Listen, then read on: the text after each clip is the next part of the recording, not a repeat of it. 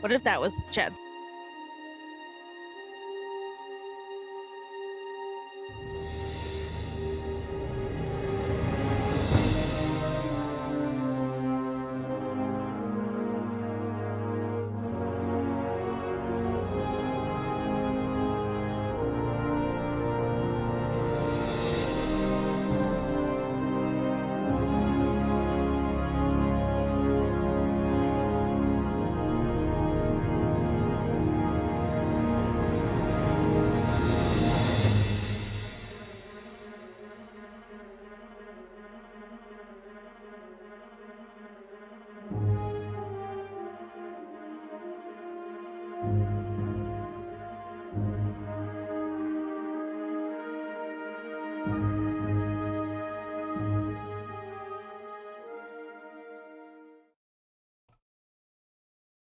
Hello, hello, hello!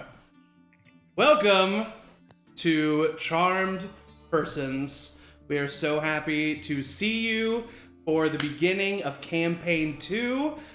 This is incredibly exciting, and I can't wait to get started. So thank you all for joining us. Hope you've enjoyed the one-shots that we've uploaded on our Twitch. You can check our VODs for some uploads that were done off stream, so they're brand new videos that you can watch, and you can catch up and watch the end of Campaign 1 as well. All of those videos are there, as well as the Session 0-ish, kind of honestly just became Session 1 of the new Monster Heart series, GM'd by, or MC'd, I guess I should say, by Angie, which will have its second session, not tomorrow, Monday, but the next Monday, June 6th. So stay tuned for that, and also, as always, at Charmed Persons on pretty much every social media platform. So, without any further ado, let's just go ahead and jump right in. I would like to welcome you to the world of Plaveron. The year is 1176 AB, or after Blight. Specifically, I welcome you to the continent of Tayaroth, a large, sprawling continent that is so huge it contains every known natural biome. The Drea sands that lay in the center of Tayaroth divide the rest of the continent to a vast circular formation of various populations. The Illadrin Wilds to the north, a large spanning forest that separates the cold Everwinter landscapes from the warm plains below. The southmost reaches of Tayaroth are covered in thick, humid jungles. This whole continent is filled with wild, untamed lands brimming with monstrous entities that have called this land home ever since the divine blight summoned them here over a millennia ago. Multiple kingdoms, civilizations, provinces, and empires are spread out on this wide ring of land surrounding the humongous desert. A war is currently brewing between the human Bahathian Empire to the west and the High Elven Teratian Kingdom to the east. Few battles have happened on open land, but rumors and secrets spread of the violence and corruption that is happening behind the scenes. But to be even more specific, we start just northeast of the Bahathian Empire in the Barrington Province.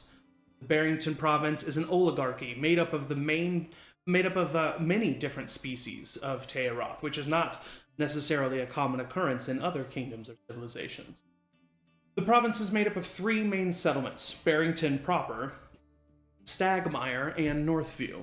Stagmire and Northview are a small trading town and village that help supply the large city of Barrington, which is the center of the province. Zooming in even further, we see the plains and sparse forests south of Stagmire. It is the 14th of Helman, also known as the summer solstice. Sun is high, day is hot. On the beaten road, we see 3 covered wagons, pulled by 3 very large creatures.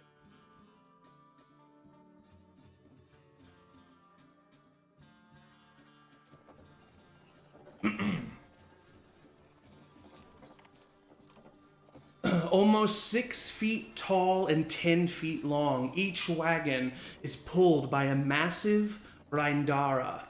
Large, thick, furry creatures with 4 muscular legs.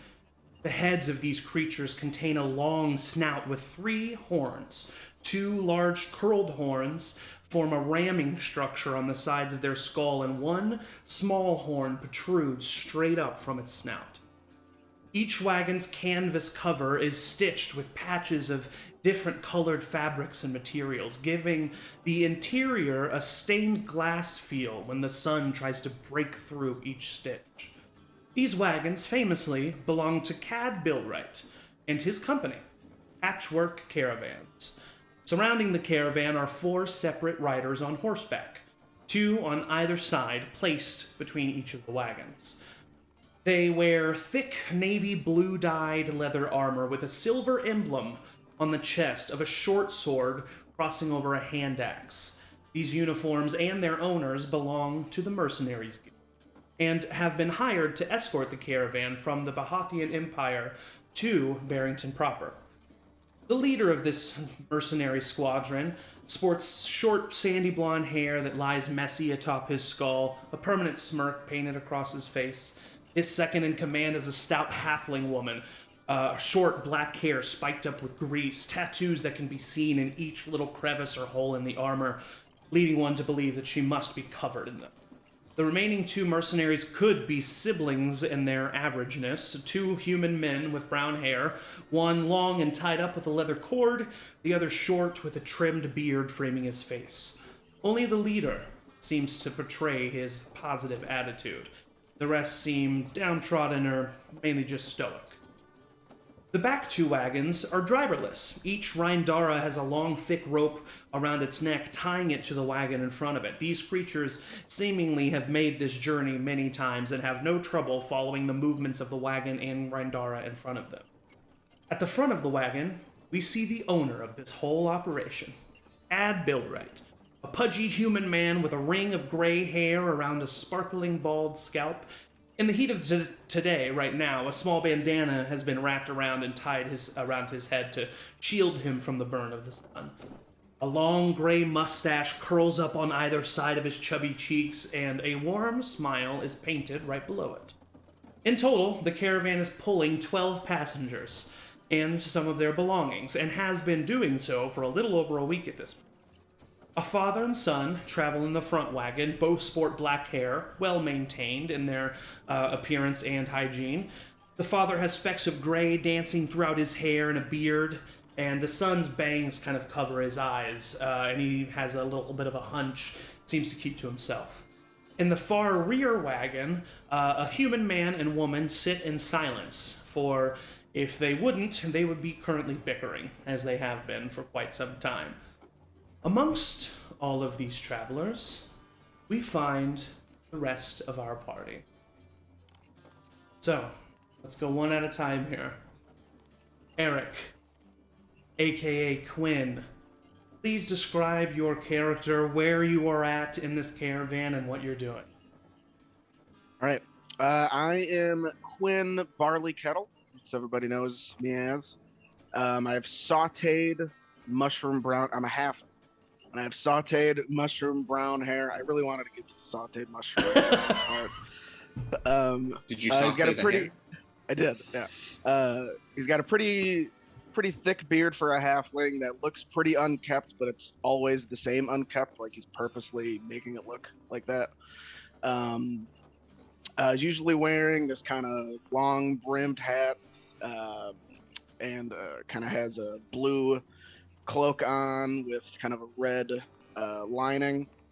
Wears a pretty simple like quarter button up top with some well-worn blue slacks, and I usually wearing sunglasses. I'm probably kicking it in the back of one of the wagons, just belting a tune on my mighty saxophone. Amazing. The docile tones of a brass instrument ring throughout the air as they have for probably a good chunk of every day of this caravan. Yeah. Definitely some of the mercenaries from the Mercenaries Guild are a little annoyed, but other people seem to really enjoy it, especially Take with... requests. I'm not a monster. Whatever anybody wants to hear. Yeah. So let's hear from your sister who is joining you on this trip. Emily, would you like to describe your character, what she's probably currently doing right now on this caravan? Yeah, Maewyn Barley Kettle, as you would know her, she's also a halfling, has the exact same sautéed mushroom brown hair and eyes. She's always got like two little space buns in. Kind of seems like she has never taken them out. They just sort of stay there. She's got leather armor, but it's all almost paper mache in like leaves and vines. And that's all kind of up in her hair as well, sort of made its way. She is right by Cuinn, kind of dancing, and she kind of collects stray little animals on their stops. So she's got just like a little family of chipmunks right now, and she's sort of like teaching them how to dance, and they're all just sort of dancing to the tune. Yeah, so you two have, most likely because of Quinn's music, have been kind of annexed to the back wagon. So you're hanging off the back of the wagon. Cuinn is, harmonizing with his saxophone as you are... definitely have found some small creatures, some chipmunks here and there. Go ahead and roll, I can't believe this is the first roll of the campaign. Roll an animal handling check for me. Okay. The rarest. An 18. 18. Okay, so these chipmunks do stay around you, and you do kind of see that some of the older ones kind of like move to the music a little bit, but they seem to be more interested in the nuts and berries that you are holding in your hands to coerce them. But yeah, you're having a nice time. It's a very sunny day. Birds are chirping, flying by. It's a hot one already, and it's going to be getting even hotter. But as we kind of move on throughout the rest of the caravan, Angie, would you like to describe your character and what she may be doing on this caravan? Yeah, so little old lady gnome, Rosie Pintwee, is a gnome, so very, very wee, very little, and despite gnomes living to be like 500 years old, she's about 274, and still spry, but you can kind of see, the lines starting, and her age is kind of catching up with her. She is wearing, she has silver hair and a very tight, very neat bun, big, like horn rim round glasses that make her eyes look a little like wider than they actually are. Super bright blue eyes underneath those glasses. And then is just kind of dressed in very, what kind of look to be heavy layers in like pinks, like pale pinks and pale yellows and pale blues. Way too heavy to be, in this heat, but somehow she seems unfazed by it. And she has the emblem on her chest here, on her what looks to be a knitted cardigan. Who's to say what it really is? Amazing. Of the emblem of Dune, which I'm sure we'll get to later, but that is her deity, her patron, her one true god. And she has a cane that is just a regular sized human cane that she has, fixed with different cloths and different baubles and jewels and everything. And a little bag of holding tucked under her arm. And she's just at the very front caravan, chatting away to whoever's driving that caravan, just going on and on about her little child and her children and a family and everything, Yeah, Cad is definitely the owner of this caravan and the driver of the front wagon. is definitely a chatty guy and is one that enjoys conversation, which is a welcome thing for Rosie. Not everyone is willing to just listen to her ramblings on and on, but it seems like he is definitely willing to, and he's been listening to you this whole time, and you talk to him about your family and the many children that you have, and your worship of Dune. And for our viewers, this is a perfect time to kind of talk about Dune and how he is the main recognized deity of this world. The deities of the Forgotten Realms, for those of you who are familiar with D&D lore, were the deities that used to have control over Tayaroth and the world that it resides in.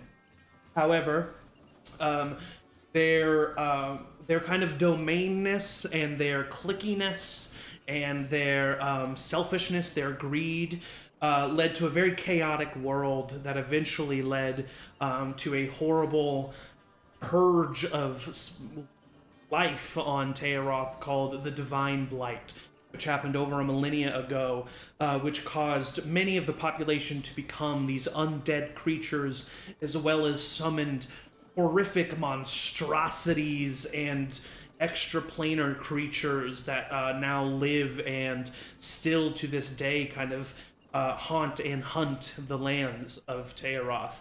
But because this happened, one lesser-known deity, known as Dune, who had laid dormant for so long, gathering up as much power as he could, saw that humanity, all of the species of Tayaroth, needed his help, and he came forth, banishing the rest of the deities in a great war of many versus one, and has remained the recognized deity of most of the people of Tayaroth.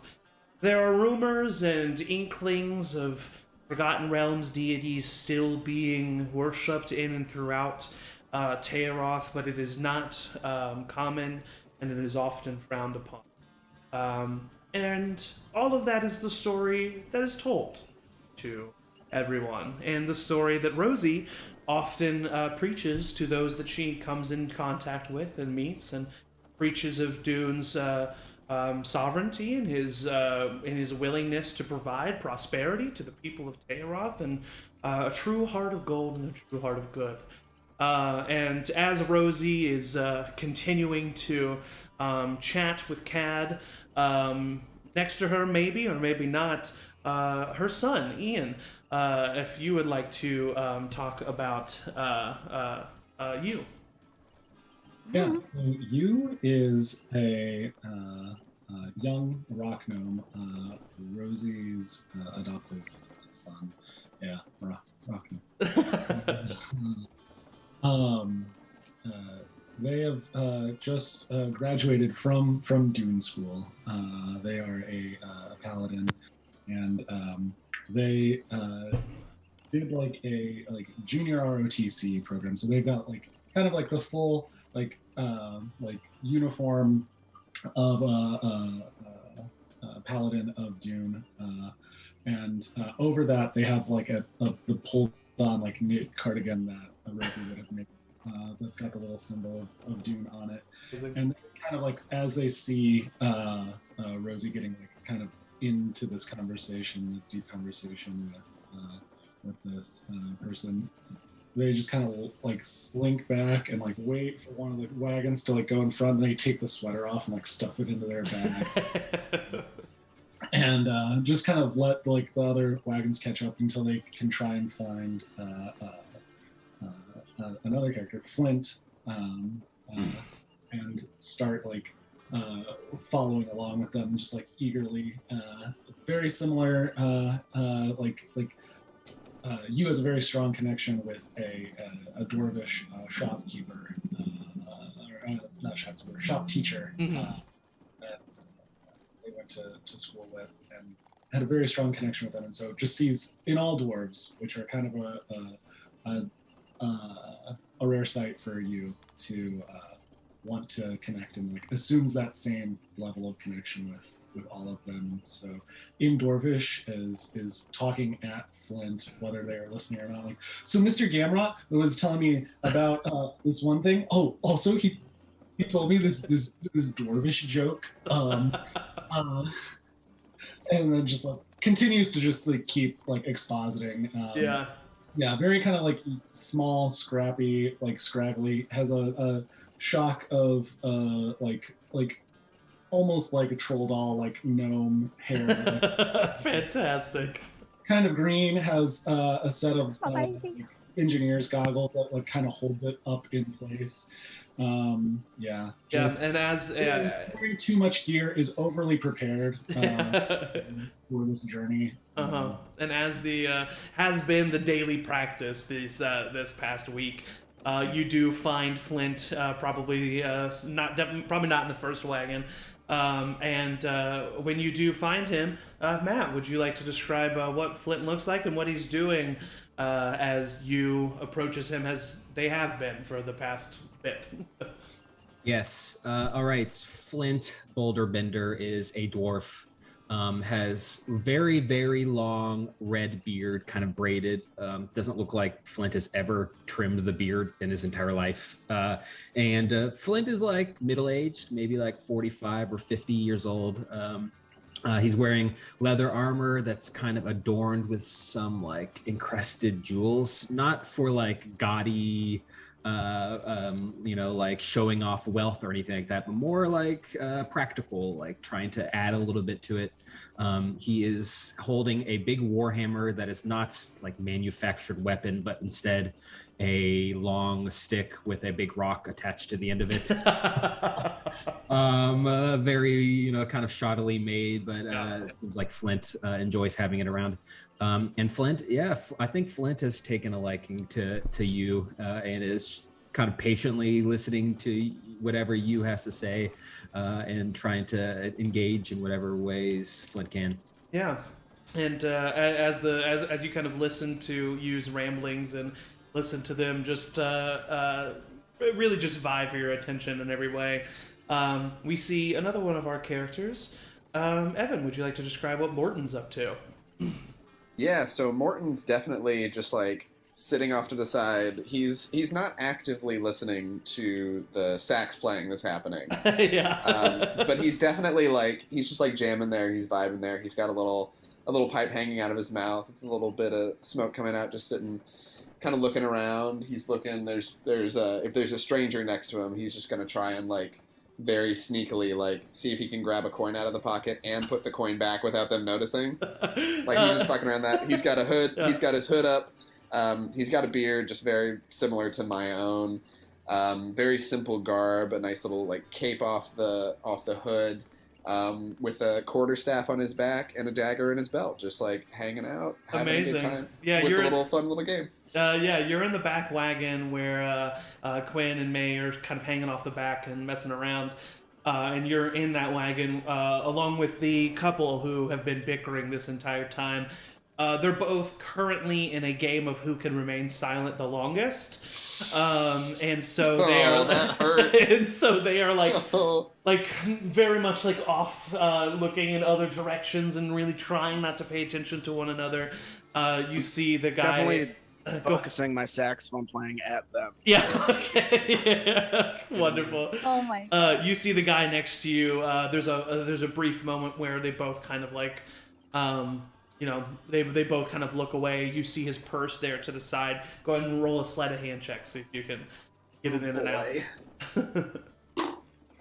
Probably not 14. 14? No, 14's gonna do it. He's very distracted as coming across as the winner of this game.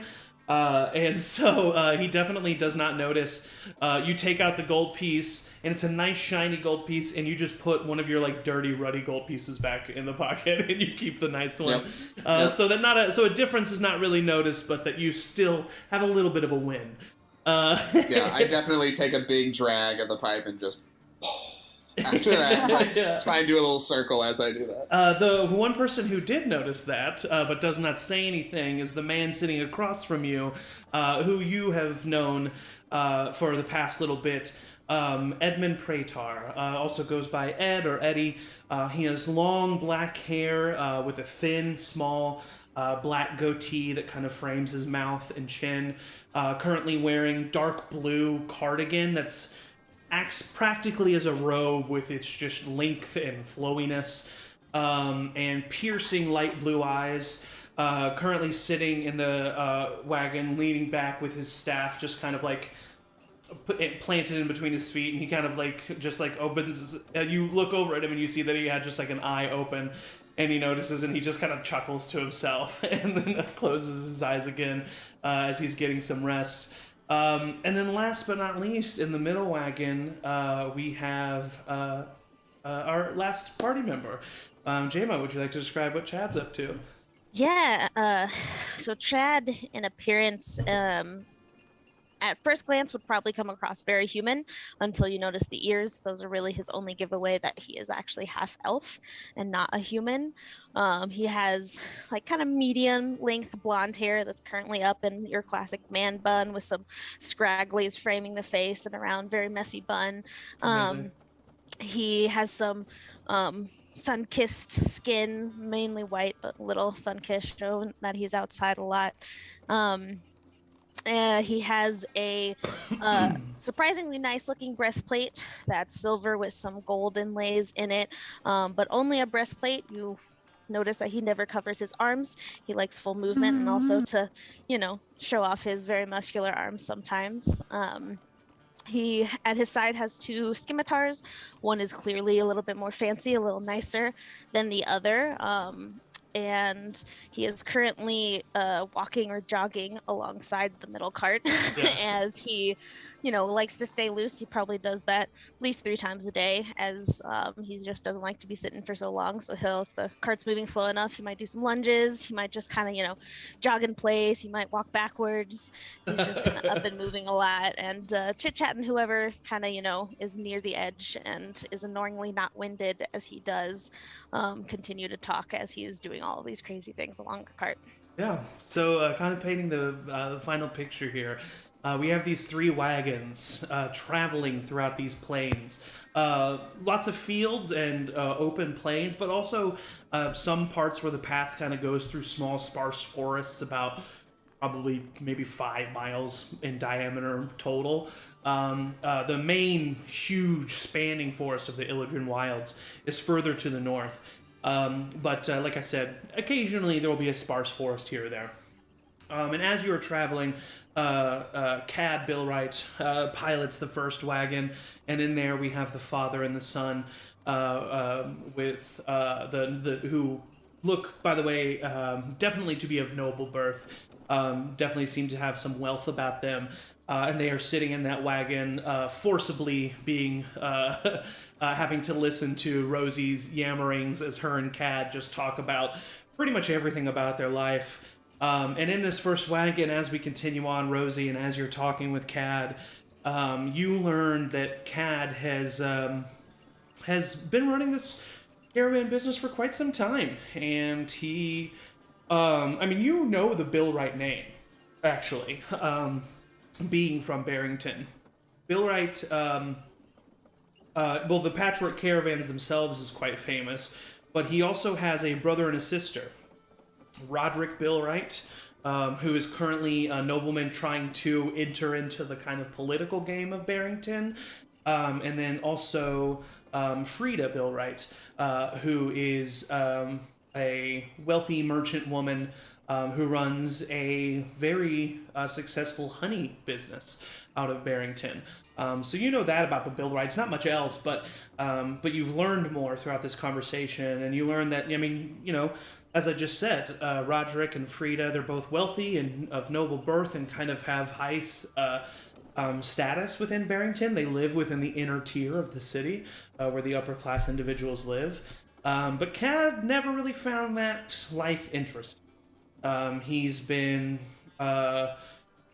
happy just traveling the land, working these caravans, meeting new people. It's the life that he's always enjoyed, and he used to be accompanied by his wife, Raina, but she passed the year prior. And so he is very happy that you have kind of struck him up with conversation, and he just tells you all the wonderful memories, and probably help him more than you even know. It's a very nice little relation. And then in the middle wagon, we have Flint Boulderbender, currently being bugged by you, Pintwe. Maybe not bugged, seems to be okay with it. I shouldn't assign that to it. So currently chatting with you. And next to the cart, Chad is just kind of running along. Chad, as you are running along, the leader of the Mercenary Guild squad, who you know to be named Tank Morehouse.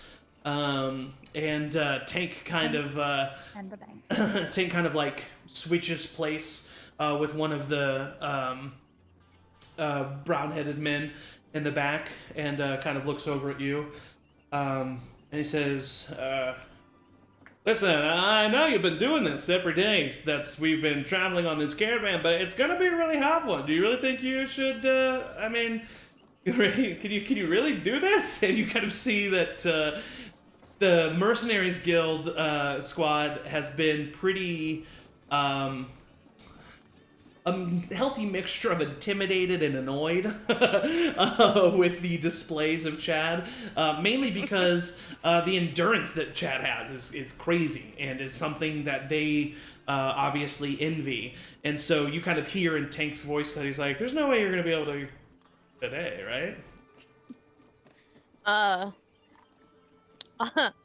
I keep running. I was like, "Hey man, appreciate you looking out. I'm gonna keep it up as long as I can. Who knows? We'll see. That's the fun of it, right?" Yeah, it's just, I figured, maybe every once in a while you'd rest, but you really kind of don't, do you? That's great. It's crazy. Well, I like to keep moving, keep in shape, keep going. Right. Well, but rest is also important. Gotta have those rest days. Of course, Don't hit it too hard, so. For sure. Well, you keep doing you, bud. You keep having a good time. Hi, Captain. Rolls his eyes, keeps rides further up, and then in the back wagon we have the annoyed couple, followed by Morton and Edmund, and then the Barley Kettle twins, as they have told everyone their names are. Viewers, don't look at their last name on the screen. I can't read. And as this is going on, go ahead and make a performance check for me. New names, people. Cuinn, thank you. Right. Nick I'm rolling the saxophone dice, and I got a natural one. Hey! So you're playing this very intricate tune, and it's honestly going pretty well. And you're building up to the climactic run that you do at the bridge towards the end of this song.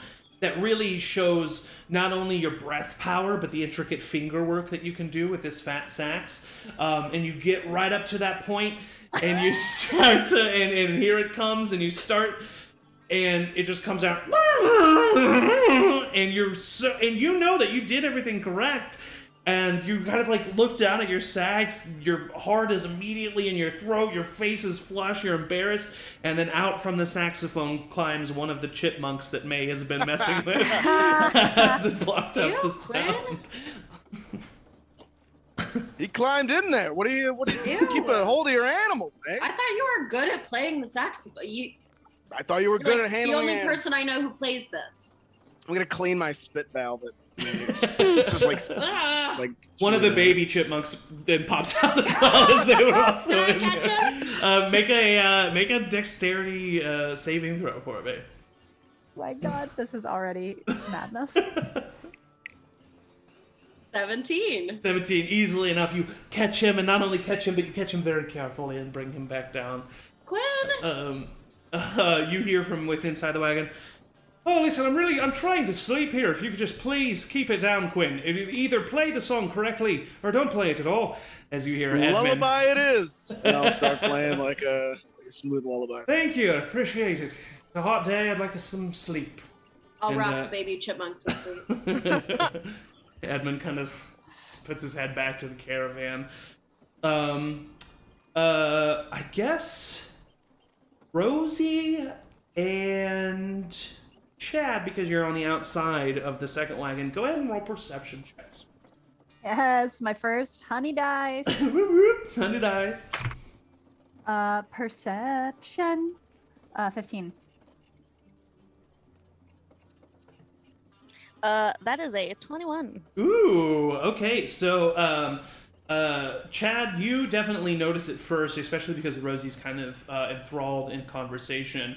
But as you are traveling, you're kind of cresting into a hill, and further down in the valley below you, about, at this point, what would be probably 3/4 of a mile, if not a full mile ahead of you, you see dust billowing up in the road, and can see several riders heading on the path towards you. In our direction. In your direction, yeah. I'll keep running and just turn to Tank and be like, Tank! Hey, Tank man! Tank! Yeah, dude. yeah, dude, what? We got some riders heading at a pretty brisk pace towards us, man. Alright, well, it's a road, so, you know. I just wanted you to know. Appreciate it, but we're good at our job. And he And continues as that happens, I just go, oh, there's riders. There's some riders on the road. You see them too. Cad, who was like just in the middle of a story at that moment, is like, all right. Yeah, looks like we got some riders coming up, Tank. If you could just, if you could make sure and just, I don't want any problems with them. So if you guys could ride ahead, you know the drill. And then he just kind of looks back at you and continues talking. And excellent leadership. Yeah, you're an excellent leader. Great delegating. Oh, I really appreciate that. It's something I've had to learn to do after a really long period of time. Because, I used to put a lot of the work into my own hands. I like to do the job myself. But I gotta delegate every once in a while because my hips can't take it. I'm telling you that right now. They cannot take it no more. Wow. No. I understand that. Definitely. Oh, God, not a day over 25. Come on, you're not going to convince me of anything else. I haven't been 25 in 250 years. All right. Oh, You're wow, buttering okay, me yeah. up. I forget that about you guys sometimes. All right. And you see Tank kind of whistles, and the pixie haircut spiked halfling woman, both of them start to ride a little bit harder. And meet the riders out ahead. As they go, I would holler, Tank, you need an extra set of hands? Nope, we got it, Chad. Thank you, Chad. We got it. And he continues. You got it. Chad's just been trying to be so helpful this entire time, and they probably would accept it if you weren't so good at everything, and it just really it pisses them off so much. So as you all continue to ride, you eventually see that the riders have stopped, and that Chad and who actually, you guys have been traveling for a week now. You would know this woman to be Iva. You see that the two of them are chatting with these riders, and as you approach, those of you, everyone else can probably start hearing the commotion of hooves, even at rest, and start noticing that the wagons are starting to slow. And peeking out, you all see that the group that was heading towards you is a small squadron of Bahathian Empire soldiers. They are dressed in the deep maroon leather of the Bahathian Empire, and have the golden symbol of a castle tower with a sword sticking right into it, of the Bahathian Empire. And as you approach, Rosie, you definitely immediately notice this. Chad, you probably notice it too, just after having some time in some fights yourself.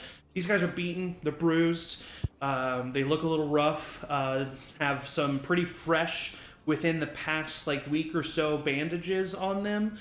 And at the back of this squadron, tied to two of their horses, with 10 feet long rope tied around their wrists, are two high elf Taratian warriors held prisoner by this squadron. And that's what you immediately see as you start to approach. As Cad gets closer, he kind of speaks up. So what's going on here? Everything's all right? And Tank just kind of raises up a hand. He's like, everything's fine, Mr. Bill Wright. These soldiers are just delivering some prisoners back to the Bahathian Empire. I mean, no need for us to bother them. And who is clearly the captain of these soldiers, kind of nudges his horse up just a little bit further and says, no need to, not meaning to bother you on your trip to the Barrington City. We just came into some trouble, and we are returning to the Bahathian Empire and bringing these prisoners with us. I apologize for our sight and for, this demeanor of us. That is not something that we wanted just random passerbys to see, but we need to be on the main road to make it back as safely as possible. Thank you so much for your discretion. Please continue. And Cad kind of tilts his head. He's like, what's going? Why are you guys around here? You guys aren't really welcome in the Barrington province. And the captain kind of rolls his eyes, and he says, "Yes, as we very well know, we tried to enter the city of Barrington, and they would not let us. You and Rosie would definitely know about this. The Barrington province, especially Barrington the city, is very much closed off to military of either Behath or Tirat. Very much trying to stay out of this. If people from either empire come, that's a different thing. But military outfits, even diplomats, are a rare occurrence right now. The Barrington province is not as well equipped or well resourced as either the Bahathian Empire or Taratian Kingdom, and they're not trying to make an enemy out of either of them. And so it is a kind of closed off area. And the captain kind of rolls his eyes and says what he said about the city. And then Cad says, well, we're just trying not to get in the middle of things, so we appreciate it if you don't bring it over here to our land, okay? And the captain says, Sir, while I do appreciate and note your complaints, the open plains, the roads of Tayaroth belong to the citizens of Tayaroth. We are simply passing our way through. Now please just continue the caravan and we can be on our way. Cad just kind of rolls his eyes, flicks the reins on the large Rindara, and slowly the caravan starts to pass this group of soldiers. Is there anything that anybody does or wants to say? Yeah, Rosie. As the caravan kind of starts to pull and Cad kind of starts to take us forward, I, with interesting light dexterity, kind of just topple out of the cart with my little cane, and then a la Willy Wonka down the red carpet. It looks very, it's just I'm so light I can just fly. And just go towards the guards, the Bahathian guards, and just see if there's anything because I know I have to touch, but they're on horses, right? They are on horses, yes. So they're much higher than you right now. Yeah. I will just I don't, tell me if I can do this. Yeah. I know we're paying really close attention to the rules of spells. Of course, yeah. But I would love to unwrap one of the things around my cane, and imbue it with a mending to give to them to be able to like patch something. I don't think I can imbue, but maybe I can. You could. Enchanting objects is definitely something that you can do. It takes a long, arduous process in order to do so. However, 4 years worth. However, I will say that you can use those patches, those little like spreads of cloth that you have, as like basically a patch, and like use those to, you can cast mending on those basically. Yeah. Instead of imbuing the item with the power to mend that anybody could use it would still be you kind of casting it on the item and using it as like the mend. You're basically like putting a patch, honestly, as to what's. So are you looking for something in the armor, or are you looking for a physical wound? Either that or something, something in the armor, or like some sort of like, if perhaps the stirrup of their saddle is like loose, I can just like tie something to just fix it as like just any sort of kindness. Oh, of course, yeah, easily enough. You definitely see, especially as you get closer, actually as you approach, you kind of hear the captain continue to talk with Tank. And you get the information that this was a squadron of soldiers that was over 20 strong, and were heading to the east of Barrington in order to just kind of keep an eye out on Taratian movement.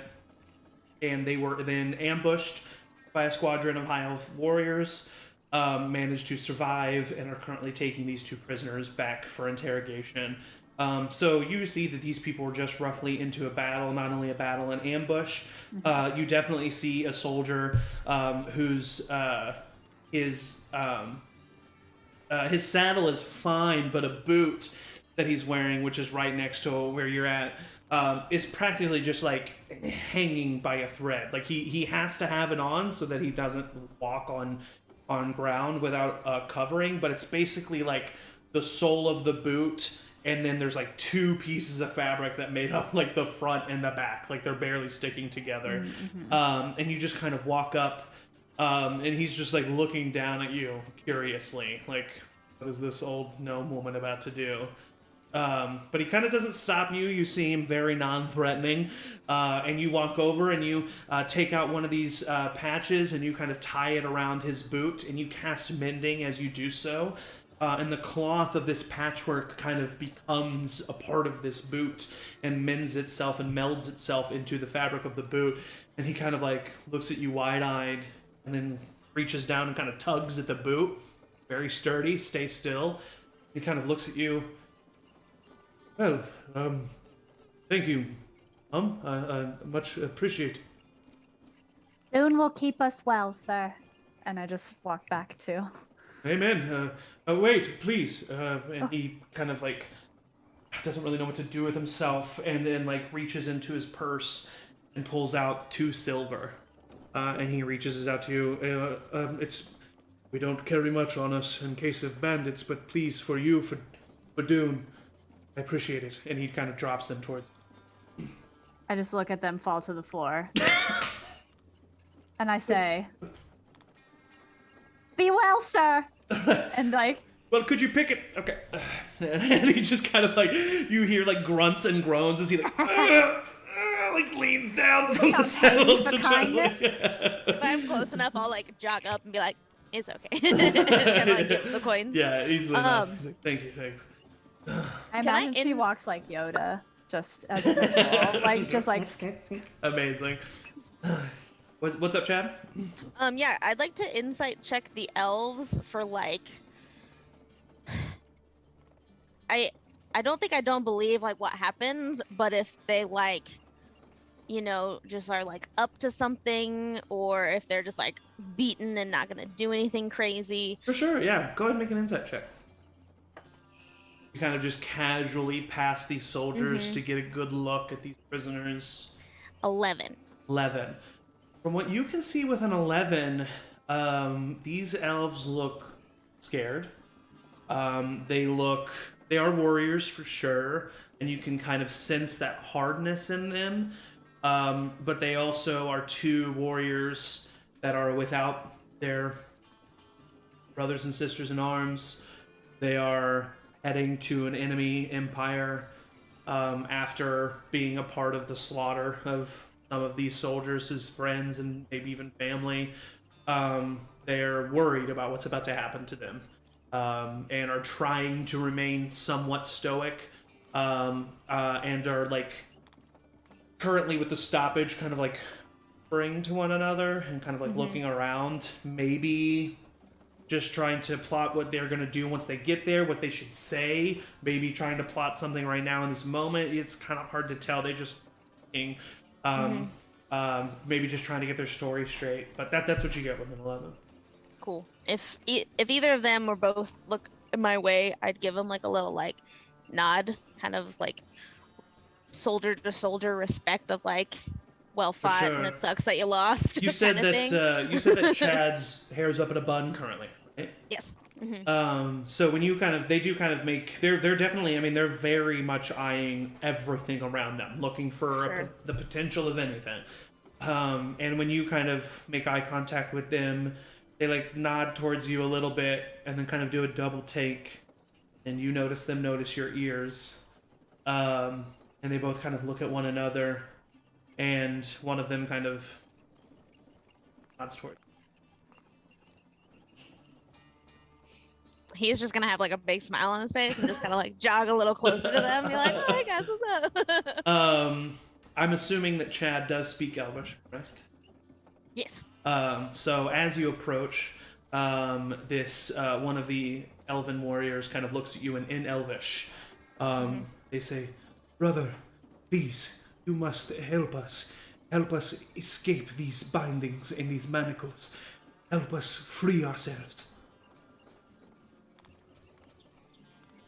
I mean, look, man, I don't know what's going on. Of course, in Elvish, I don't know what's going on. I'm not like involved with this a lot, so I mean, did you guys ambush him? Because if you did and you lost, like, I don't know. I'm just here in a caravan, you know. But like, the other one speaks up.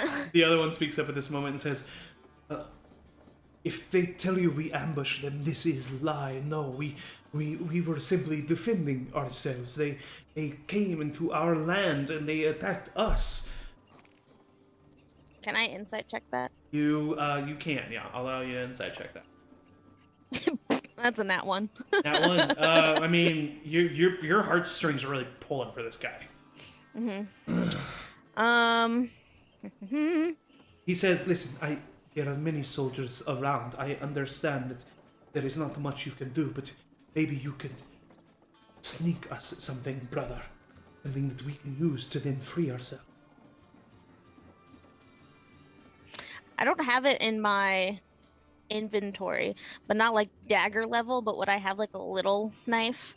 Yeah, probably just like from traveling, like a little, like maybe, even it's a butter knife. Yeah, it's just like a little hunter's knife or something like that you use for maybe skinning or even whittling or something like that. Yeah, I can for sure say that you can have that. Cool. Then I'm gonna like, what I'd like to do is kind of like just play it off as like taking a break and stretching and be like, ugh, and like do some like toe touches, like get the knife out, do some like lunges, and like just like in a way of like stretching and like stretching my body, just like slide the butter knife under my boot towards them. Okay. And then like tap their boot and then be like, ugh, and then like lift and kind of, you know, that's how I pass them just a butter knife. All right, go ahead and roll a sleight of hand check for me. Butter knife. God, I'm rolling not well. That's a 7. 7. You successfully like drop the knife from your handle to the ground and then cover it up with your boot. But even though it's the softest thud, there is a slight thud on the ground that just causes one of the guards to just happen to look over and notice that you're talking. And he says, "Excuse me, what are you doing? Please." What? You cannot. I was just you cannot be chatting. talking to we them. were just chatting. Please What? step away from our prisoners. Okay, I was just meeting some new people. Sorry. So step you away. step away and do you leave the knife on the ground? Yeah, I'll just pretend that I didn't know it dropped, basically. sure. And be like, oh, sorry, Yeah. you know. You leave the knife on the ground, but it's not necessarily super close to them. So the elves kind of look towards you, and they like thanks, and they nod. They like nod towards you. And one of the elves is going to attempt to grab this.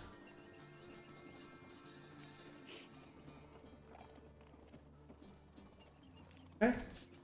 You, as you are walking away, see one of the elves kind of like pretend to trip and fall, and grabs the knife and slides it onto his person, and you see that the guard that's looking at them doesn't seem to notice.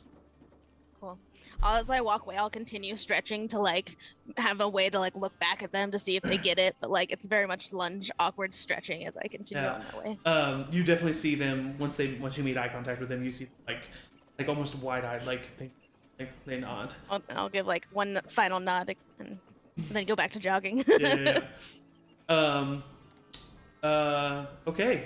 Does anybody Can I else? just take a look and see if they're like legitimate, like if they're legitimate Bahothian soldiers? And For sure, yeah. see if Go ahead and everything's on roll just a general perception check, I would say. Just looking them over. 10. 10? I mean, it's a low DC, you're from there. So, yeah, I would say you do immediately recognize this armor as Bahothian Empire. Now, could these be humans that found this armor and are currently wearing it? Maybe, but their accents, their looks, the armor, Right. you definitely think that these everything are... kind of checks out. You think that these are for sure Bahothian Empire soldiers. Okay, cool. Yeah. I'll wave as they leave. Yeah, okay. I recognize either of them? I would say you probably, you know what? Probably not. No, it's a lot of small, people. Yeah, there's Bayhoff is a huge city. Yeah. Yeah, I would say you don't recognize this. Right. The only person would be the captain, and you just did not spend enough time around military personnel to notice that person. Yeah. Anybody else doing anything as the just, caravan like, passes? You just salute all of them, even the prisoners. The prisoners definitely look at you like, what? But some of the Bahothian Empire soldiers find it quite cute, actually, and give you a little bit of a Bahothian salute, which is a fist over the symbol back. It's a nice little moment. I'm just sitting and smoking. They ain't nothing that I'm doing. Yeah, and then Ed's doing the same thing right across from you. He like kind of opens his eyes and he looks at you and is kind of like, what's going on out there? I don't really care, if I'm honest. I just really don't like it when the caravan stops. And it just continues to lay back. Just because you keep trying to sleep. I mean, why don't you just stay awake, hang out with us? Well, I can't get any sleep at night. Why not? Oh, I wonder why. He kind of looks over at Cuinn. I'm currently cleaning the saxophone, trying to get all the chipmunks out of there.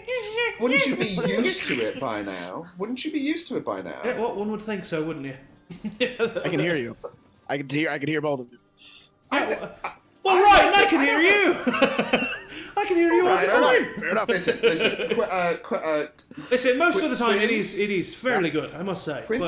See, I love it. I very much. It's just a very nice. I mean, the saxophone.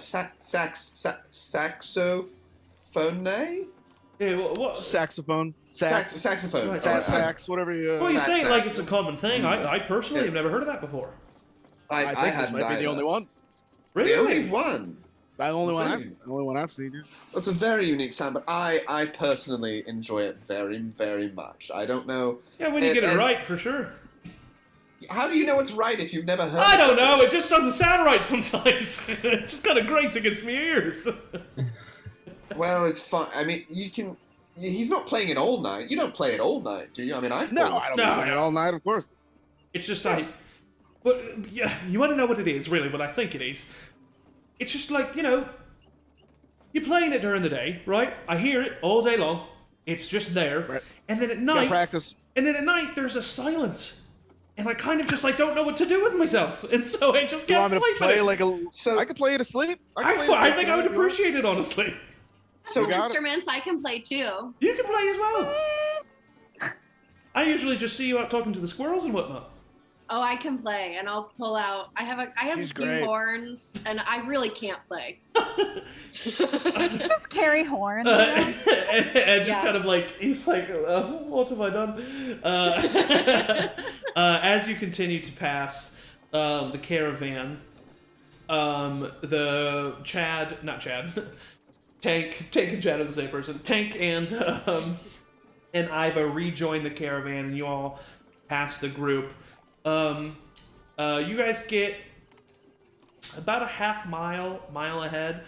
Cuinn and May, go ahead and make perception check.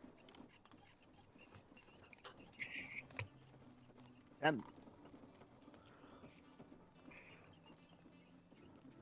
8. 8. As you are traveling past the caravan, you see the soldiers that were going the opposite way. You all of a sudden see like a bunch of chaos and like a couple horses like run off to the sides, and then it's like kind of hard to see from how far away, but then it kind of seems to settle down, and then it's over. did I see what happened with the butter knife situation if I was checking them out? Or You were in the very back of the wagon, and Chad kind of ran up to the front. Yeah, I would say probably not. Okay. So yeah. Who knows what I'll happened? play a sad song. I'm just like, man, that's a bummer.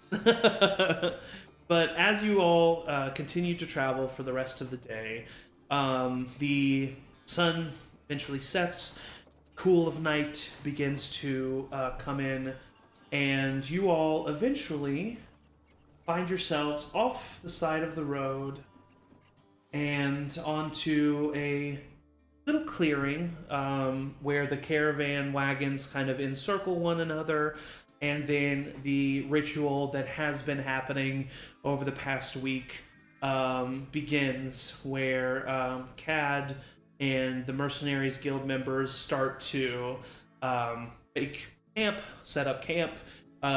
Everybody else who has their own camping supplies starts to set up their own tents. You see that the father and the son have a very large tent that they have paid extra for the Mercenaries Guild members to put up for them. You see that the couple have a very small tent that they have for themselves. Edmund, Eddie, he just sleeps on a sleeping roll outside. Doesn't really need or want much, it seems. And the rest of you begin to set up whatever tents or humble tents, probably, or sleeping rolls that you have, and begin to set up camp for the night. Patchwork Caravans, as a part of the cost of joining this caravan, does provide food and water for 2 meals a day. One that happens around midday, that is like kind of just passed throughout the caravan, and then a supper at night. And they have enough food that you don't have to get anything else. However, if you want to, sometimes some of the Mercenary Guild members do a little bit of hunting in the evening if they want some fresh meat, because most of the food that caravan has is dried or well preserved, so it's not as so is there anything that you kind of do in your nightly ritual? Is there anything that you want to do as you set up camp for this evening? I'm sure there is. I'm seeing a lot of hands. I'm seeing a lot of nodding. You, I think I saw you put your hand up. I feel like we haven't heard from you in a hot second. So what's you doing? Is man, it's gonna be confusing. What's you doing? What is you doing? You? So yeah, you immediately like drops like the bag and like starts like busting out like the tent, like sets up Rosie's tent like first. Yeah. Kind of is like refusing to let her do any of like that work. Yeah. I'm just like My baby. and pride. Yeah. I'm like definitely like lets Rosie cook and like do all that like biz and like, but just like no mom, I got it. Like and just pulls out like tinkering tools and puts together like that like sort of like magic craft like lighter like automatic lighter to like try and like set a fire, and like every once in a while just gets flustered with that and like it doesn't quite work exactly how it's supposed to. But sure. like, even as like other people, with the magical ability to just like instantly cast fires, like no, I want to show you this cool thing. Especially like, hey Flint, come here. Yes. Come here. Yes. What do you want? Check this thing out. I made this. Okay, so Mr. Gamera, you know Mr. Gamera. Yes. I do. So yeah, all dwarves know each other. He showed me how to make this, and then we also made this tool. This tool I can like turn into any tool.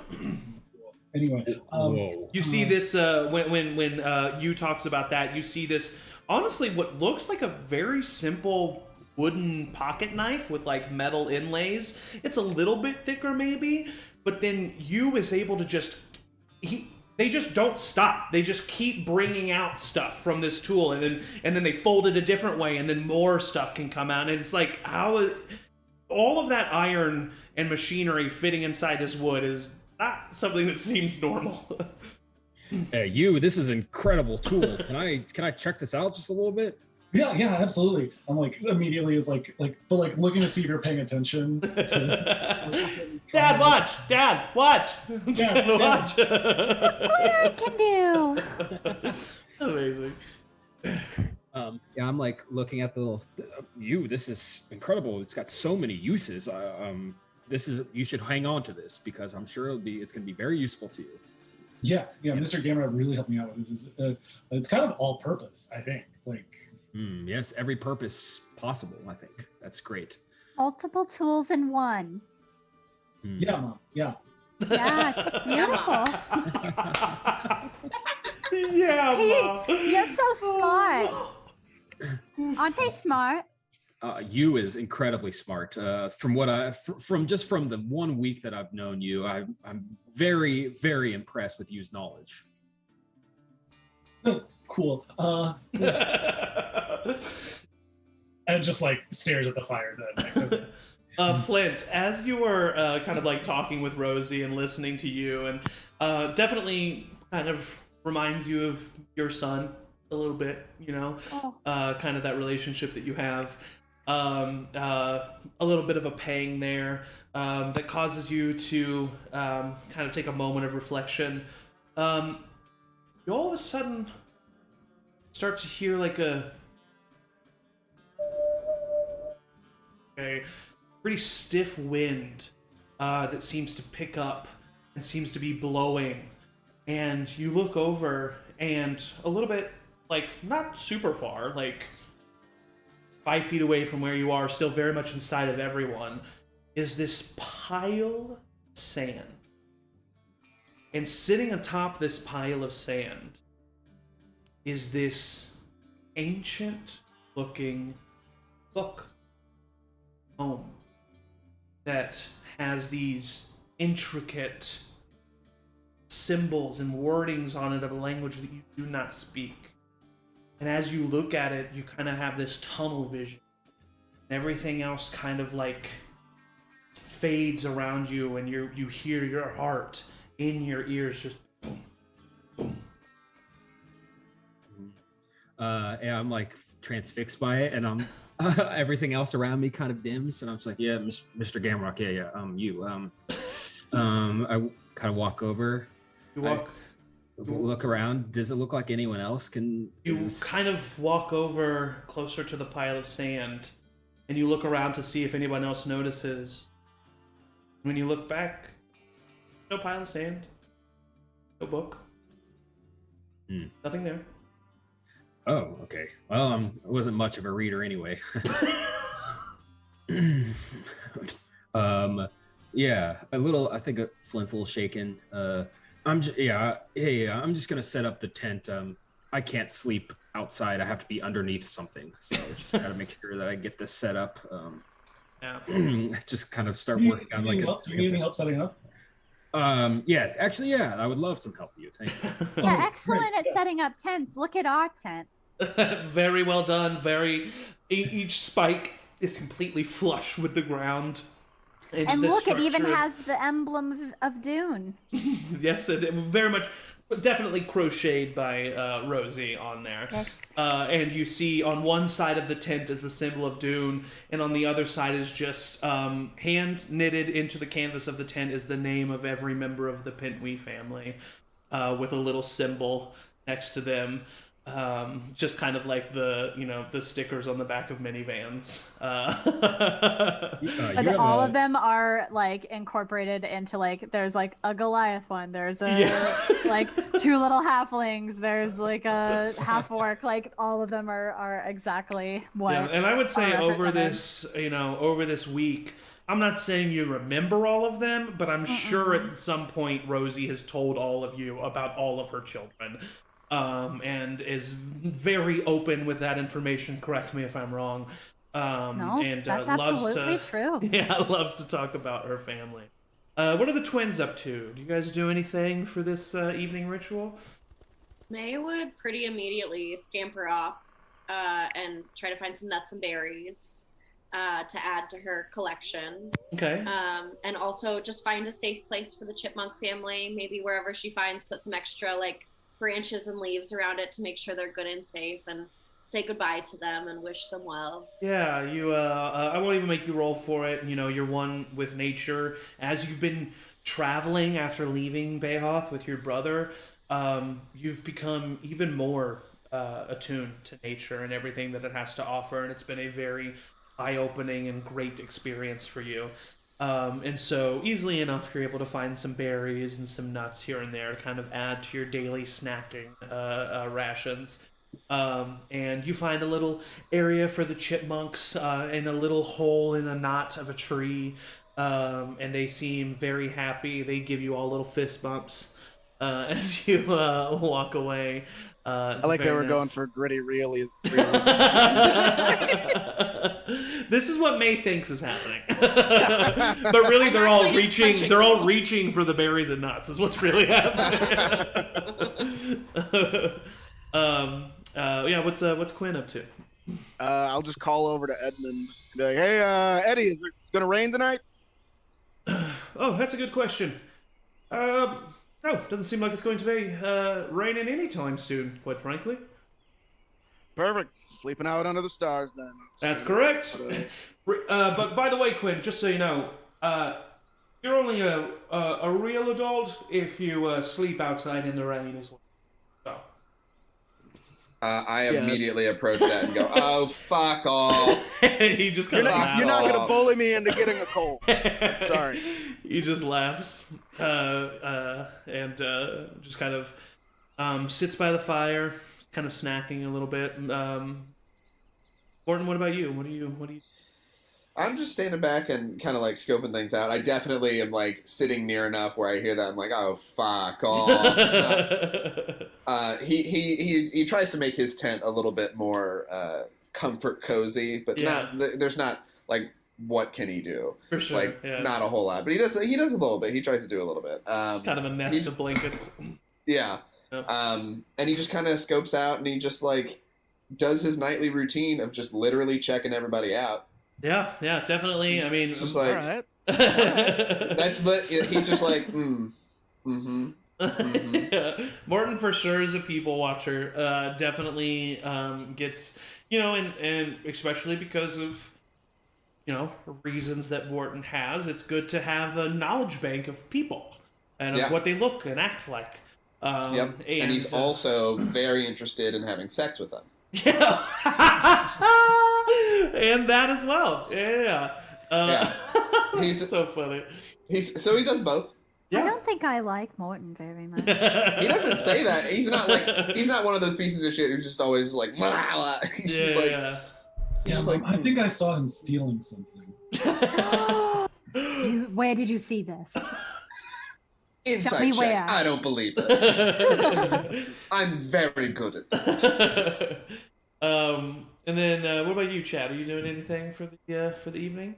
Yeah, his nightly routine is some like stretching probably, but mainly like he has a little like tea set of like some calming tea that he always like drinks before bed. Aw. And then he'll usually just make his rounds to everyone because he just is such a people person. And instead of like watching them from afar, he like goes to each person and be like, "Hey, how you doing? What a day, you know? Hope you Yeah. have a good night, good sleep. What tea? Let me know." Yeah. You know, that kind of stuff. Morton watches the stretching. He's not Amazing. Dad creepy. probably Morton's not notices creepy. and just is like, "Hey." Rosie watches you Morton see it. watching the stretching. There's just a lot of just like Listen, Chad is a specimen. I mean, you know, he is. is. He's Yeah. a specimen. He He's is. a very strong boy. He'll make a good deacon of Dune. Yes. I just if Rosie's near me and I hear that, I just go, quite the deacon. Oh God. Excuse me. He'll offer Morton tea with a little wink. Oh. Continue on his way. You definitely see that, or you definitely have discovered throughout this time that Edmund is also definitely always taking you up on your tea. Big Amazing. tea guy. So he's doing that. And throughout your time on the trip, you've learned that, you know, that Eddie was a sailor, a former sailor down in the city-state of Fishar in the south, where he kind of spent most of his time Where the fish are. with nice. He's never heard that one before. And he's, you know, he says that he spent most of his time as kind of just like a transportation sailor or a fisherman. But you kind of get the vibe that there could be something a little bit more untoward with his former occupation. However, if there is, you also get the vibe that it's very much a steal from the rich, give to the poor type situation. He's not a malicious guy. He just doesn't really like people of authority. And is kind of usually rolling his eyes or scoffing when the Mercenaries Guild is around, and stuff like that. And so that's some kind of something that you... that's kind of Takes out his a scimitar. pack of wolves. That's kind of something that you have, you know, experienced and learned about him throughout these nights. As you I all would know, definitely- go ahead. No, go ahead. Just a question. If I try to chat up the mercenaries, I know Tank hates me, and I'd probably like poke at that a little bit. For sure. But what does Iva and the other two? Yeah, so you know, Are they more commendable? Actually, funnily enough, Tank is the most chatty out of all of them, and Iva is a woman of few words, definite, just kind of overall badass. Does not take any shit, but loves to give it. And then the other two guys you know as Willem and Lucas. Willem is the one with the Willem is the one with the ponytail. And you've seen him kind of practice some forms, and he's actually practiced some forms with you as well. Seems to be pretty good as a fighter. However, he's also a big fan of the drink, and so you've learned that after he's partaken in a few, that he's much more chatty. If you wanted to, you know, kind of wait until that took place. And then we have Lucas, who's the bearded mercenary member. He, kind of similar to Iva, is just pretty much always looking pissed. A loner. Will only really talk to Tank, and is kind of just grunts and mean looks other than that. Cool. So maybe you approach, I don't know, maybe Willem after he's had a few drinks or something like that. I mean, I'd probably go up to all of them Yeah. every night and offer them tea, even if I just get a girl and be like, "All right, have a good one," just like for continue on sure. our way. Lucas has never done anything other than just like shook his head. Same man, all right. But yeah, you approach Willem, and he kind of looks at you, and he's like, "Can I put anything else in the tea?"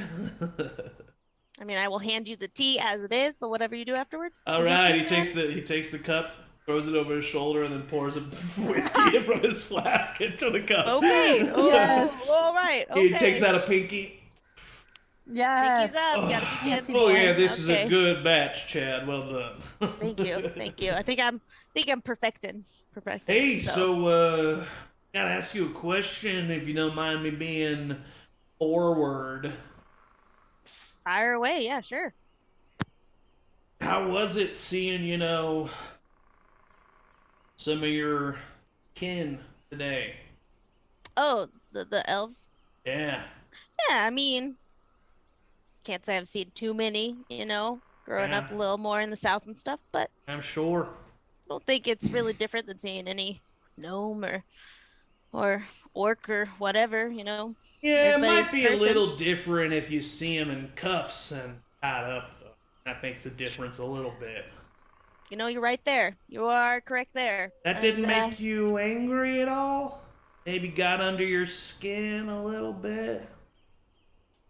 I mean, I don't have any charge in this war that's happening. I haven't grown up in it or anything. I don't really like seeing anyone in handcuffs and beaten and battered without, personally knowing the story. I don't know what actually happened. So, but besides that, it could have been anyone in cuffs, and I still would have said, thought the same. Right. Okay. Sure. Good to know. A feeling you don't believe me, but that's okay. You believe what you believe, I'll believe what I believe, and that's fine, You sure are always happy, Cat, aren't you? Well, sure, why wouldn't I be? I'm exploring the world. It's a good question. Good question. You know what? I can't give you an answer. There you go. So I guess I better be happy too, huh?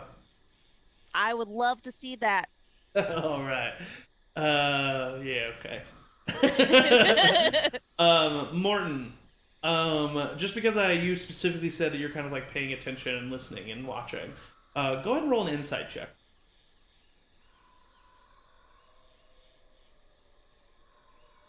There we go. My thing was crooked, so I was like, I don't want it to roll off. That's a minus. That's right, because I'm not very wise. 12. 12. Okay, yeah. You definitely get the vibe that Willem is messing with Chad and is like trying to get a rise out of him. You kind of put two and two together that like the mercenaries like are a little sick of his like happy-go-lucky attitude and like the fact that he never shows like any negativity or like a negative side. They kind of expect it from someone like Rosie, because they believe in stereotypes. But it just gets under their skin that Chad isn't miserable. Yeah. Does he have his tea already? No. Well, who? Willem? Yes. Yeah, he threw it over his shoulder and then was drinking the whiskey. So he has a cup of whiskey. So he had a flask, right? Yes, he does have a flask. That's now back in his coat, but yes, he does have. Okay, so I'm gonna walk up to him and run into him and knock his whiskey out, and then I'm gonna try and yoink his flask. Okay, yeah, easily enough. Go ahead and roll a sleight of hand check for me.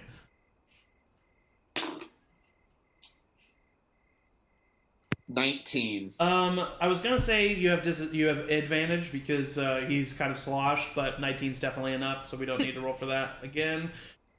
He's kind of like looking after Chad as Chad's walking away. You run into him. Hey! I make sure that I spill it on him. What the hell, Quincy? What's all that about? I'm so sorry. I've also had things to drink. That's on me. And I just keep walking with the flask in my hand. Well, watch where you're going next time, alright? You got her. You got it. Oh, God. Keep going. Walk away. And then you see him, like, immediately go for his flask because all he had was his teacup, but he's so drunk that he does not put two and two together. And he's like, where the fuck? Yeah, I look back. I look back real quick and see if he's looking, and then just yoink it, or just like fucking yeet it directly into the fucking like wherever. Are we by trees? Yeah, you're in a little bit of a forest thing. Yeah. I just like Grove. real quick just, and I just yeet it straight into the woods. For sure. Yeah, no need to roll. Definitely, it's gone. He's not gonna find that thing. A little bit of a moral victory. I walk up to Willem. Hey, Willem, can I grab some whiskey? Trying to get a little drunk tonight. Whoa, hey, good fucking timing, man. I can't find it. I just had it here in my coat, and I put it down somewhere, and I can't remember, man. Here, you can have the rest of what's in here. He hands you an empty teacup. Hey, Willem, this is actually empty. What? This cup you handed me. Well, don't drink it so fast. Fuck. And then he just kind of like walks in and is like starting to just look. He's like not really paying attention to you. I need whiskey so bad. Oh, if you need some whiskey, I can offer you some of that there, Flint. Oh, yes, of course. I'll pay you whatever you need. Oh, no, it's fine. Honestly, I only bring it to, kind of ease situations if need be. I don't really partake myself. And he reaches down into a bag and pulls out a completely corked, unopened bottle of what would be the equivalent of store brand whiskey that he has. It's not much, but I got it for free. Dune's dregs. Yeah. Who's that Dune? You look over, Rosie, and you see that, pardon your French, but that damn brand of whiskey that has been using Dune's name in vain for so long, and you have had words with people at your local general store, and it keeps getting sold. And you see some Dune's drag right there, and in Eddie's hands as he hands it over to Flint. I pour myself a lot. Hey, no, go ahead and you just have that there, my friend. Don't you worry about it. Hey, thanks a lot. Of course. I think I would like some too. Yeah. Oh, right. Yeah. Rosie, I didn't think you would be one that would partake. This is very interesting. And I'll grab for the bottle. I hand you the bottle. And I'd love to cast Purify Food and Drink on the bottle of whiskey to render it not poisoned. For sure. What are the components on that? The VSN? It's verbal and somatic. Okay, cool. So I just say to Dune or whatever. Yeah. You just kind of like you use the words of the cheers to cast the spell, kind of swing the bottle around, like swish it around as if you're like creating a twister, in those 2-liter experiments. And then by the end, the spell has been cast. And although it still tastes like whiskey, there is no alcoholic component left in this drink. Am I 5 feet by Flint as well? Yeah. Am I like 5 foot? Because then it's a 5 foot sphere. It's a 5 foot sphere, so all the whiskey in his cup is not alcoholic either. Yeah. But it's hard to tell because it still tastes like whiskey to you, Flint. So you don't really, you don't notice. My tolerance is too high. Oh well, I guess that comes with the territory, doesn't it, Flint? For an elevation, affects that sometimes too. Right, so. Exactly. Right. Of course. Yeah, I'm just trying to kind of get drunk, just generally. All right. Well, that's cool. Well. I mean, I wouldn't know. You shouldn't get drunk until you're older, right? Exactly. Yes. When you're older, and we'll talk to Mama Gil about it, and she'll tell you some stories because listen, she has seen some things, and she will tell you it is not as fun as it sounds like it is. Well, I mean, I kind of would beg to differ. Oh, okay. All right. So who's I'm up? Tired. Who's up for our nightly game of Verity or Venture? I'm in. Yeah, I'm always up for a game. I'm always up for it. Let's go. Did we say something about Verity and Adventure? No, Verity and Venture. Verity and Venture. I've heard so many different versions of that. I've heard Honesty and Compelled Action. I've heard of... I've never heard that. I've never heard that either. It's interesting. Regional. I've just heard so many versions of it. I can't even think of Name one other version. And when I was growing up, do it or talk. Do it or talk. I have heard of that one actually. Right, no, me too. I've always personally liked Verity or Venture because it's got the alliteration there. It's fun to say. It's true. Indeed. I'm down. I sit down. I knock my pipe out and stow it back in my coat. And get Cuinn ready. wants to go first. Oh, Cuinn. Okay, Cuinn. All right. Go ahead, Cuinn. I'm asking somebody or somebody's asking me. I don't know, you just want to go first. Do you know how this works? All right, Cuinn. I'll ask you the question. Verity or venture, my friend? Verity. Verity. All right. That little instrument that you have there with yours. Did you really invent that? Of course I did. Okay, roll a deception check. Will it help if I say, of course he did? Yeah, sure. Yes, I will allow. 19. I will allow advantage with your sister. She's very used to stepping right in on that question. Yeah, 19. 19. He kind of looks at you. All right. Well, damn. I thought I was going to catch you there. Okay. Well done. That is a pretty good instrument. That's impressive. Gotta wake up pretty early to catch old Cuinn.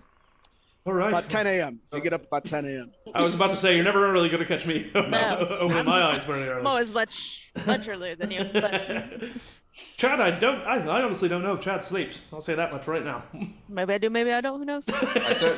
I certainly hope not. Right. Verity or what was it? Venture? What was the other one? Yeah, it's not like I just looked up a synonym for the word dare and venture was there, all right? Looked up, what, in Venture. books? In the In my brain, my mind palace. My palace. I love that. Thank you. I'll write that one down. I just now really noticed that Rosie's knitting. One day I'll actually be knitting, and then by the end of this campaign, I'll have something. I love that. All right, It so will be yeah, emphasized. An empty bottle. And I will go over to Willem was the drunk one, right? yeah, that's right. I'll go over to Willem and be like, hey, Willem, could you hold still for a second? Right, yeah, okay. I'm going to put the bottle on his head. Oh, hey, what's Why don't going on you there? shoot that bottle off of Willem's head? Okay.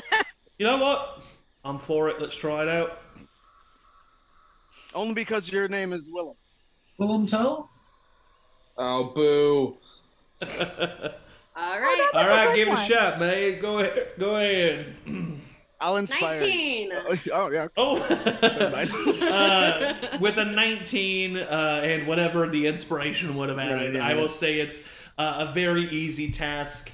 You just take out your. Is it a short bow or a long bow that you have? It's a longbow. Yeah, which is for you a short bow, or in reality a short bow, but it's a long bow for you. You take out your longbow, immediately just knock an arrow, just kind of smiling the whole time, very like as if Merida was super happy with everything she was doing. Just like takes out the arrow, knock it, and then just immediately release it, and just shatters the bottle on top of your head, raining glass down upon Willem. But luckily, it's not that much force, so it just kind of falls to the side. He brushes his hair off a little bit. All right, well done, man. That was pretty good. Yeah. Mini Wow. barley kettle, everybody. Best shot this side of the Twin Silvers. Yeah, I believe it. Honestly, I must say, it's very cute the way the two of you support each other. It's something that's pleasant to see. Yeah, it reminds me of my boys, Aaron and Warren. Do you need any more children? That's a weird I thing to don't- ask. No, it's not. Whoa, no. Well, No. are you being serious? You don't know what you're doing. Shut up. Well, hey, you don't say shut up. Those are bad words. No, I'm sorry. No. You could you just blink if you need help. Do you need help? I'll help you. All right, Maewyn, well, I suppose it's your turn to ask the next question. You. Who? Me? You. Me or... Are you you're pointing at? Oh, you're pointing at them. Okay. Oh, this is I got funny. it. I love when this happens every night. May just walks up to you and like pokes you. You. Oh, Very okay. clear. Got it. The Verity or Venture, we played it every night, people. Just remember the name. Adventure. ENV. Verity adventure. W. Boy. Venture. Ooh. I venture you.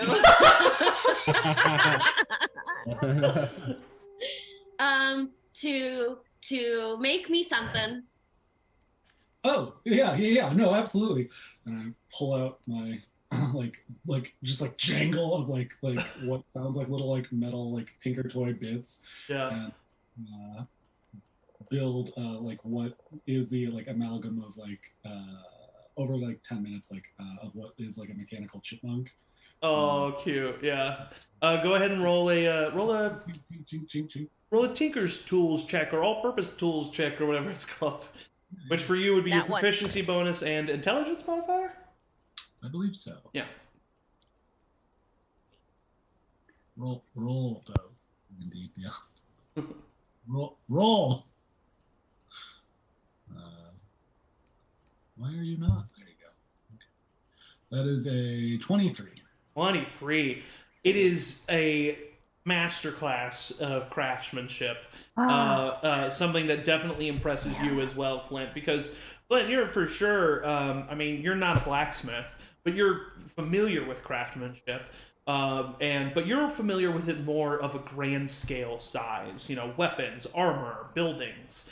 And you having the dexterity and intricacy to be able to create something like they're creating is quite impressive.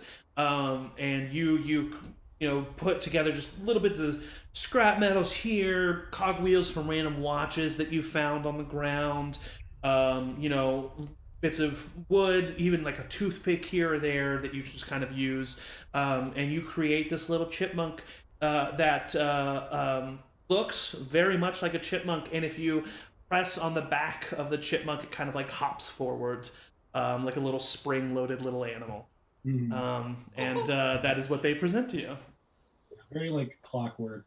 Like, yes. Yeah. Crystal, like, kind of like is a battery essentially.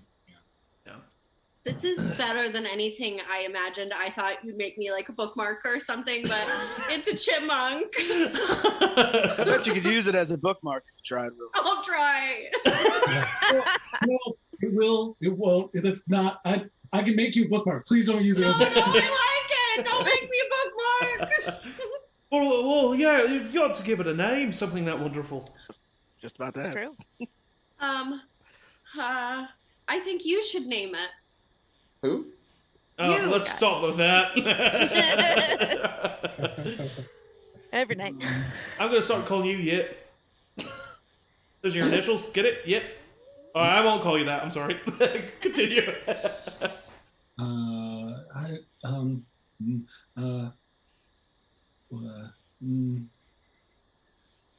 What about like monkey?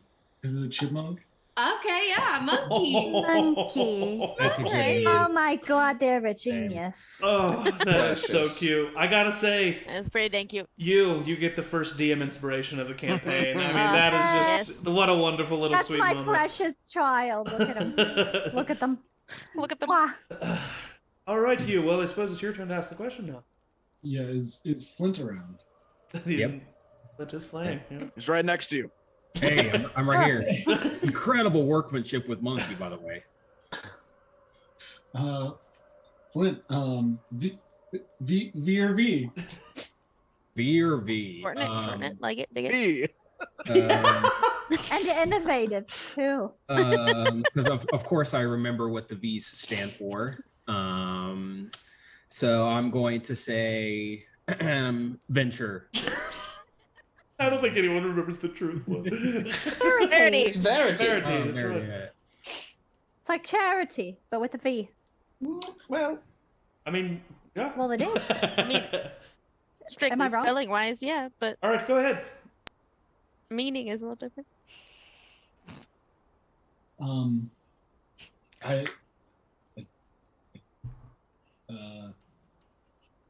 I dare you to tie your beard up above your head.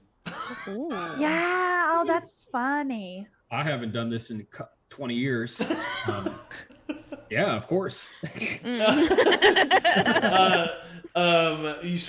Flint starts to unbraid his beard to get it, a little bit more loose.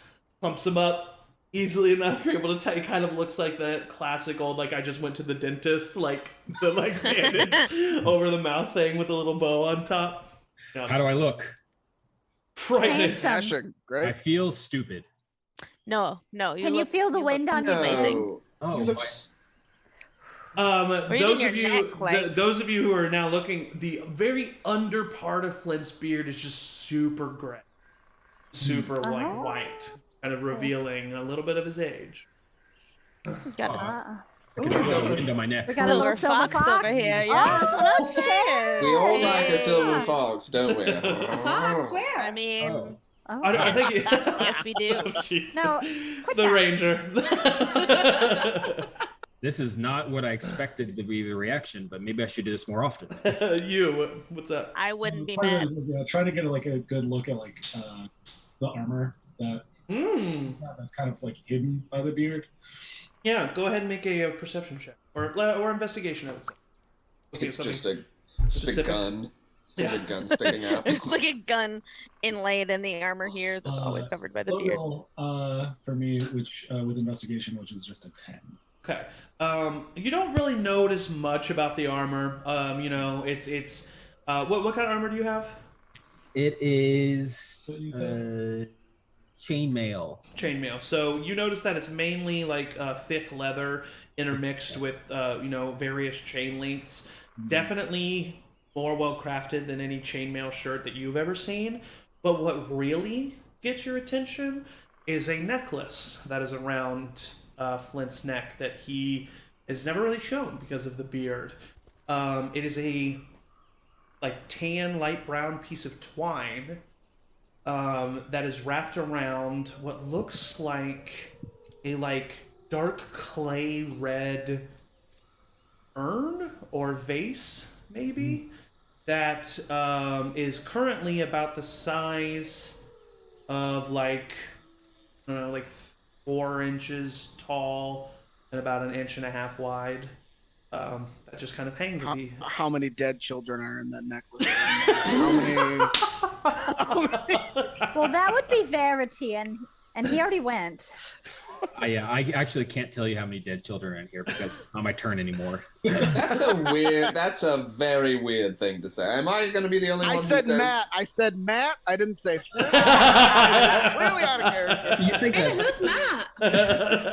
That's almost worse. I'm gonna keep my beard like this for the rest of the night. Thank you. That was very nice. Perfect. Cool. All right, wonderful. Morton. Yes. V or V? Well, I do love a good V, but I think I'll go with Venture. Yikes. All right. Elburn's in the past. I venture you to drink the rest of the whiskey. Okay. Yeah, do it. Yeah, chug it. I just chug it. You chug it. It tastes like whiskey, but right about when you expect the burn to hit, it doesn't come. And you just keep tasting nasty brown liquid. And then you get to the end of it fairly quickly because there is no burn. The rest of you are very impressed with the speed that he just got through this bottle. Wow. And you I am horny. kind of take it away. Man, we're off to the races. You That's a dark and gritty. you take it away and you don't feel that immediate kind of swimmingness that you would expect to feel. I'm gonna look at it and just kind of sniff and look and can I investigate check to see if I know what's up with it? For sure, you're somewhat familiar with magic. We can attempt. Go ahead and make an Arcana check here. Can I do an investigation because it's a +6 and not a +2? Yeah, go ahead. Yeah, go ahead and look for an investigation. Wow. Can I please? You Oh, find it's an still empty bottle. it's still bad. It's an 11. An 11. Does whiskey expire? Is this whiskey expire? You honestly have no fucking clue how this could have happened. I just go. Anybody else have this tonight? Yeah, right. I did. I had a couple of drinks. I'm feeling alright. So what kind of all right? A little tipsy, right?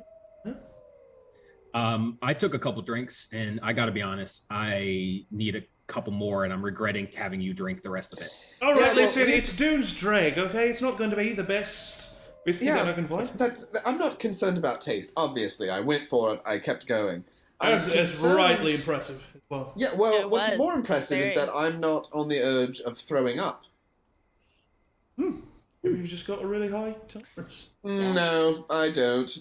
Oh.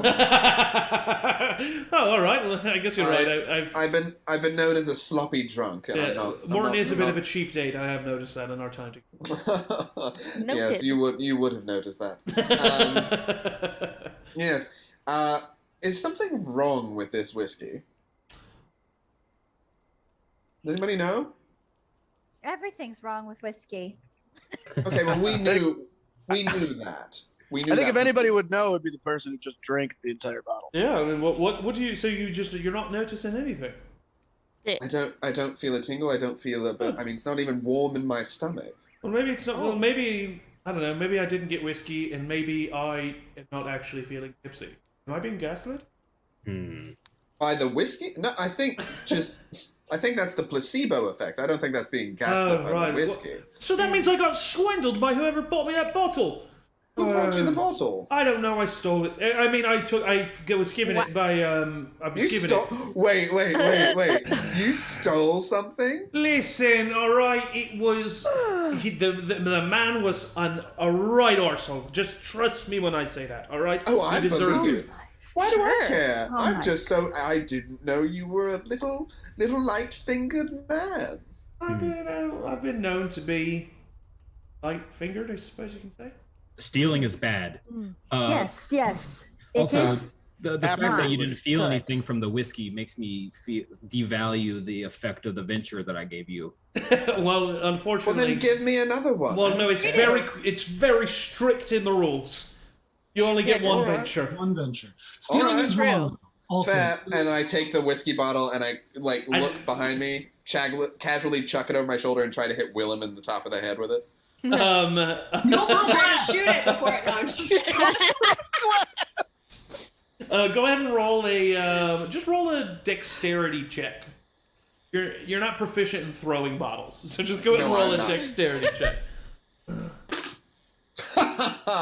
Natural 1. You go to throw it, and your finger is stuck in the top of the bottle.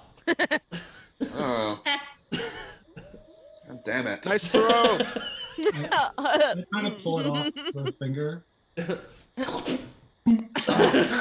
recycle this when we get to Barrington. That's Right. fair. That's fair. That's a good. It's we don't want the little chipmunks. Hey, Shouldn't you, leave can that. I see that bottle?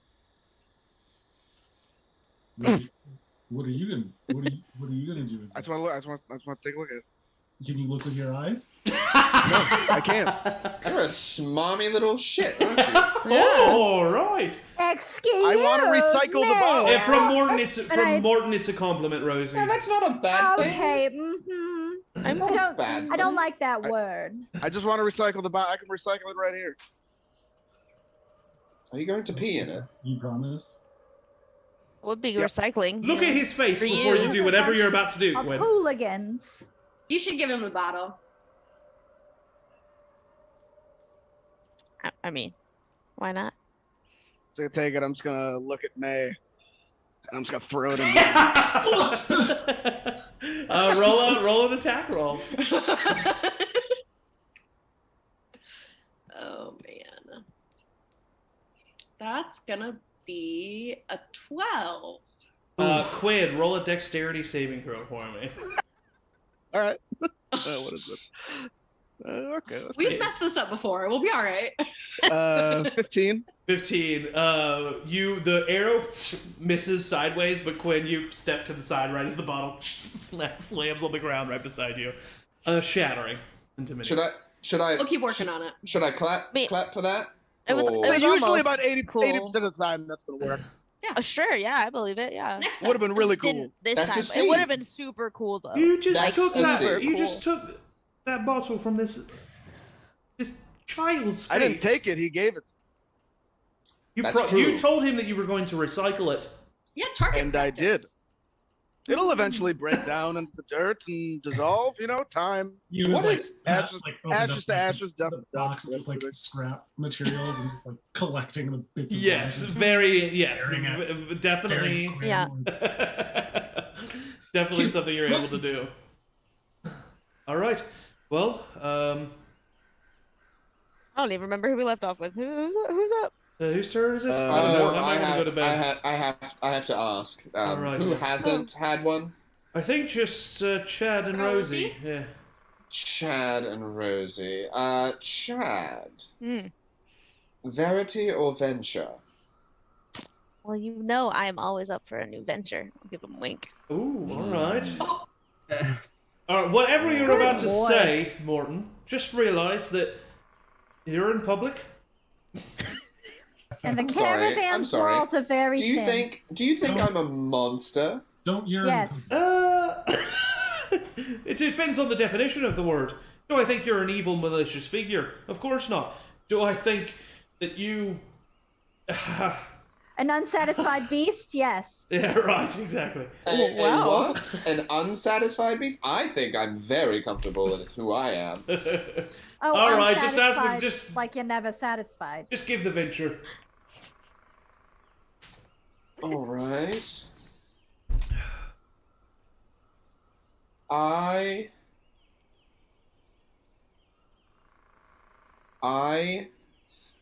you go try and steal something off of Willem. I won't do it.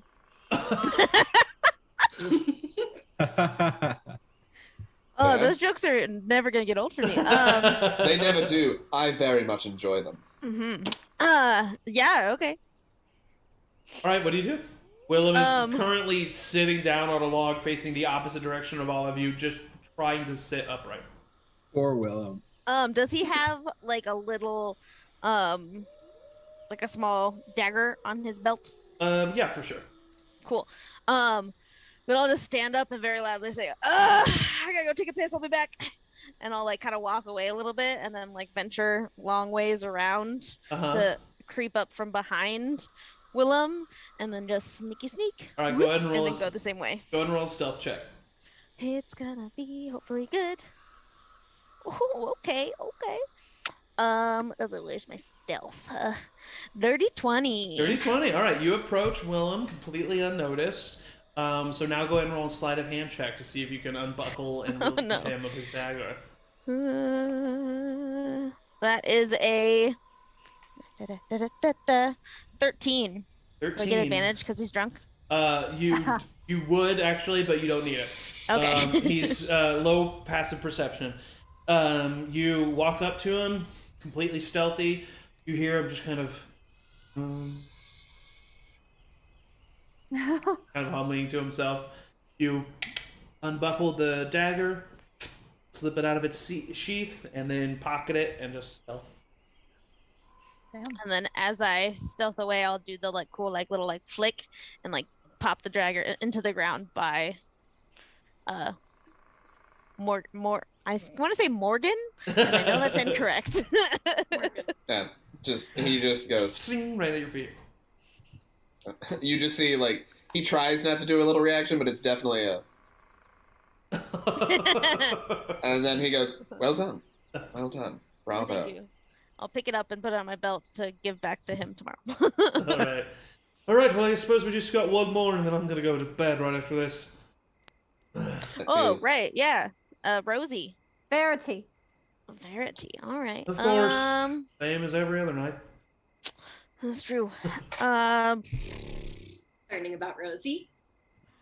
Very interesting life. Ask. Yeah, I mean that's the thing. You've told us all about your great life, so I don't really I feel like we know so much about Rosie. Well, yeah. Literally so We don't much. have to play. We could just go to bed. Oh no, Rosie, we like to. Okay, what is the Oh my God, most that's favorite beautiful. thing you've knitted?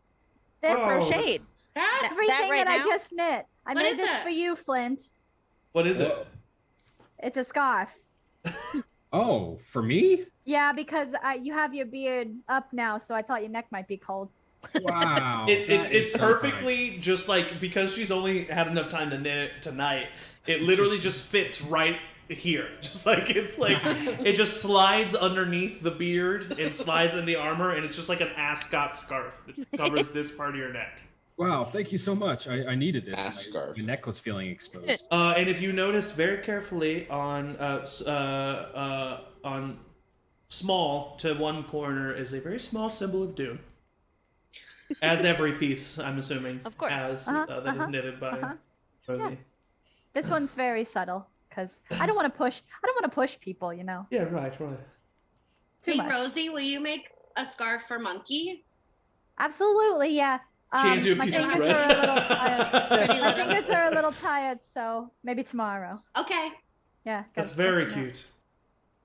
All right, well, I'm going to lay in my bed and pretend I don't hear the noises coming from Morton's tent. And he walks away and just goes and lays on his bedroll. That's people always assume. That No, makes sense. we slept in the same area as you a few nights ago. It's not really an assumption. I think it's just him in there. You're really I loud. think so too. Listen, More loud. I am not against self-love. Who says it's Oh, self? that's Now I'm feeling offended in two directions. Oh no, he I can hates barely hear himself. myself. Oh, I'm just giving you some shit. Oh, but speaking of, Cuinn, will you join me, please? I could really use a nice lullaby. Do you want me to come too? Yeah, you can be there for moral support. Okay, I'll bring my horns. Oh. All right. Chad, do you want me to come too? Oh God. I mean, only if you want. All right, you come on. Let's go to my tent. I'm still picking up glass. He's right next to the fire. It's dangerous for it to be here. That's true. Yeah. I'll help you. My I'll help you little with the glass. Climate warrior. I'll be in the tent. And I do give a yes to Chad, and I'm just like, all right. God. I'm alone tonight. I'll play Twinkle Twinkle Little Star just an extra louder tonight. Right, exactly. And he is very thankful for that. So for I the dig sake a hole. Oh God. For the sake of brevity, we will say that you all find yourselves asleep in this evening. Peaceful sleep, as you know, the Mercenaries Guild they keep watch every night. The four of them split up watches. So once again, another thing that you're paying for the caravan. How much does caravan cost us? From traveling to Hydre all the way to Barrington is 20 gold pieces. Because you're paying for security, you're paying for rations, and you're paying for safe transport over a couple weeks. Sure. So that was probably the last big expenditure from all.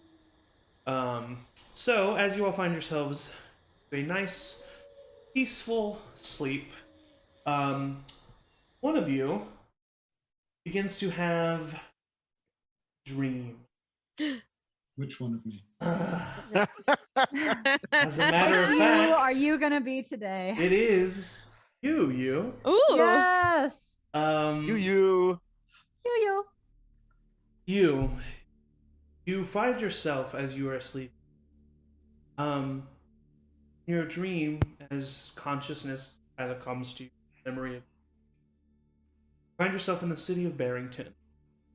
You're currently running very fast, breathing heavily, sprinting throughout alleyways and cities of the southeast district where you live. Cities, streets. Alleyways in the streets of the southeast district where your Pentwee home resides. As you know, and as you see in the stream, Barrington is not the pinnacle of civilization. A corrupt city. Lower underground gangs and crime rings that kind of corrupt the local politics and seem to be the real ones running things here. It's a very kind of D&D medieval Gotham vibe to the city. And as you're sprinting, running, you begin to hear your name called, and start sprinting direction, not really knowing who's calling for you. Female voice, it's familiar. Start sprinting faster, and it seems to be that as you get down this one long alleyway, you're running and there's darkness at the end of the alleyway, and it just continues to grow and continues to spread faster or further and further, and you can't catch up. And then that's when you start to recognize the sound of this voice calling out your mother. But it's not Rosie. Marie. Her often more stern voice is booming throughout this alleyway. She's calling to you from the darkness of the alleyway beyond. And that's when you see a light finally appear at the end of the alleyway as you continue to sprint. The building is just faded to just straight stone walls, as if you're running through a stone lab. The light grows bigger, bigger, till you see a portal. Bright portal seems to open up to darkness beyond. Hear the voice again. You, echoing from the other side of this portal. Get closer. Just hear that the calling out of your name is to morph. You. As this deep, growling bass of a voice begins to call out for you. And then what you originally thought was just blackness beyond this portal starts to move, shift, as the hide or skin of whatever creature is massive enough to be filling up this area that you see starts to move out and make way. You see this kind of slit in the skin, the fleshy darkness of this creature appear in this portal. The eyelids open. The other side of this portal, you see a glowing green eye, sickly yellowish tint. A long slit, like a feline pupil, down the middle. Taller than Chad, compared to you. Hear that voice again. You. And that is where we are going to take a little bio break. So we will be right back after these brief messages. No, we will be right back. Stay tuned and get some stretching, get some water in you, and yeah, don't go anywhere. Bye. Style.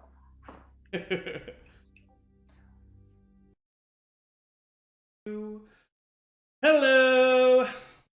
Welcome back to Charmed Persons. I hope that you hydrated yourself and got some stretching done, and we are going to jump right back in to where we left off. Everyone has woken up the next day. You, Pintwe, you have just woken up after this kind of nightmare, dream, vision, whatever that was, but you immediately wake up. Pintwe, go ahead and make a history check at advantage for me. Gym teacher style, Pintwe. I know I called him Pintwe and I didn't mean... I love that. Pintwe. Just anything but you. Pintwe. Get confused. 17. 17. So you wake up, and I mean, you're still pretty young, and nothing like that's ever happened to you before, so correct me if I'm wrong, I'm sure you're feeling a little bit of fear in this moment as you wake up. And so it takes you kind of a minute to like realize that you're breathing a little fast, you kind of catch your breath, and then you immediately dig into your bag and pull out one of the novels, history books, who's to say, out of your bag, and you put it down and you start tearing through the pages. And it is specifically a book about the knight Stephanus the Gracious, and his escapade. And there is a specific escapade where Stephanus fights off an invasion of creatures and monsters from the abyssal plane. And part of this story involves him receiving visions and warnings in the form of nightmares. And in these visions and warnings, he describes this gargantuan creature with flesh of night and eyes of sickly yellow. And he names it Kvatharok. And this Kvatharok is, foretold in this book, this what you think is a novel, to be the harbinger of chaos and this invasion.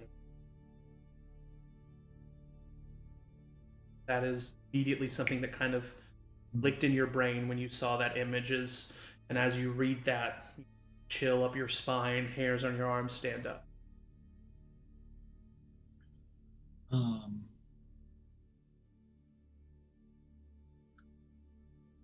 Yeah, I kind of you wrestles with the idea of like, have I been reading too much? Have I been too late? Reading these books, and like struggles with the idea of like one going to mom as like a young adult person, like also like don't want to freak Rosie out. Yeah. But kind of sits there and flips through the book and kind of like meditates and waits for Rosie to wake up before like launching in and like surprising her. For sure, yeah. I would say that Rosie, you kind of wake up in the morning. Is there any kind of morning routine that Rosie goes about? Definitely make a little pot of tea for you and I. And then just, prepare for the day with like making sure my wraps are all wrapped, that everything's organized in my bag of holding, that I have found any components that I need to. I think yesterday I used a little bit of fleece and some lodestones, so I would need to make a note that I need to get some more lodestones. Yes, of course. You have a never-ending like kind of grocery shopping list that you're always updating. I definitely carry whatever the D&D equivalent of a field notes is. Yeah. It says Fields Notes on it. Fields Notes. Yeah, and just like kind of slow, kind of meditative. Yeah, so as you're busyness. and as you're finishing packing up, and the sounds of the Mercenaries Guild and Cad packing up the caravan around you, you hear the footsteps of undoubtedly your child approach. Good morning, child. Okay, Mom. Shush. Excuse me? I gotta talk to you. Okay, so I know Dune saves, Dune protects us, but yeah, Dune saves. Yes. What? I had a dream last night, and the Palladium Panopticon teaches us that dreams mean things. And oh yeah, and so he's basically this is the equivalent of him telling you the Avengers say that, yeah, that's why I'm like, Yeah. They do this about twice a week where they tell me something about the Palladium. Palladium Panopticon. What is it? Do it one more time. The Palladium Panopticon. There we go. They say that dreams mean something. And I think that there's Kvatharok might have mom. Who? The Kvatharok? Kvatharok? Kvatharok. Coming for Barrington, and it might already have mom, and I think we. I don't know what to do. Have mom took her. Yeah. Well, how far are we? You're about 5 days from Barrington. Well. You're about, at this point, you're about like 150-ish. Well, your mother is very strong, So I think that if the Gavathium, I really wouldn't know. So Yeah. The Gavakara is. It's not a Nintendo, Mom. A what? Oh, is that another one? I can't posit it's an online game. I think she, she's very strong, and she's got, Brewster is there, so he's gonna protect her too. No one will mess with anyone when Brewster's around. He's sweet, but he doesn't look it. So I think we'll be okay. But when we get home, we'll check immediately. Okay. Can we call Mom? I don't know. I can see if anybody has sending. That's an ability. If that anybody you are aware has exists. I don't know if that's what they would call it, but we could see if anybody can do that.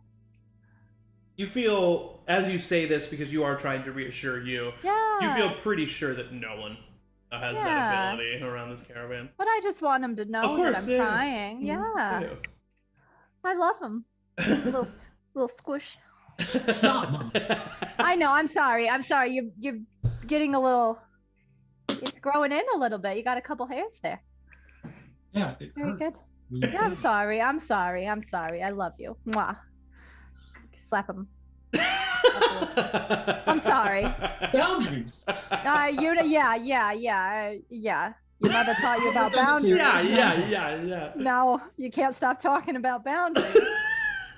Ever since she taught you about them. Oh my god, Rosie is like every Italian grandmother that I just I love so much. Okay, well, let me go. You start do whatever you need to do to feel better, to get yourself right, and I'll go around and see if anybody has a way to communicate with anyone in Barrington a little faster than our 5 days, or if there's an express horse or something. I don't know what kind of caravan. Cad would know. He would know, right? Yeah, we'll talk to Cad. I'll talk to Cad. I'm gonna pack. You pack. I'm gonna go. Okay. And just very slowly, like not really rushing, but like still like just talking like, yeah, I'll go. I'm going to go right now, and just goes out the tent and probably tries to find Cad, but not very hard. Yeah, I mean, Cad's around if you want to talk to him. Cad? Yeah, there, Rosie. What's up? Cad, listen, my child's in a tizzy. Oh, aren't they always? Yeah, they always are, but this is a different kind of tizzy. This isn't one of those tizzies of like, they are trying All right, to tell give me the lowdown on the tizzy. Okay, listen, this is a tizzy of they think their mother, who's back in Barrington, has been Gilmer. Oh yeah, you were paying attention. You're my friend now, Rosie. Of course I am. Oh my god, we're friends. Okay, hang on. And I look in my field notes and I write down, Cad said we're friends. On this, the 15th day of Hellman. Correct. Amazing. Nicely done. Is it 1174? Is that right? 1176. Oh my god, I'm sure the years really bleed together once you get to the ripe old age of 35. Oh, stop it. Stop it. Oh my god, I'm blushing. Okay. Okay, so, sorry. The tizzy. So the tizzy is that they think their mother is in trouble. Gilmarie is in trouble. I said no. There's no way Gilmarie could be in trouble because Brewster, who is our half-orc son, right? Yes, right. He's home with us mostly. He lives there and takes care of the place, and he would actually really like May. I think that he and May. Oh, I think that could be something that you should be in for sure. Yeah. Oh wait, the tizzy. And I'm sorry, the tizzy. Okay, so anyway, is there any way? Do you know of any of your crew or anybody in this caravan who can connect or contact anyone that isn't immediately in the vicinity? Oh, I think I know what you're getting to. No, that's not something that we really are capable of doing. If you're, do we have like a bird or like a pigeon or something that we could like, and then it goes ahead?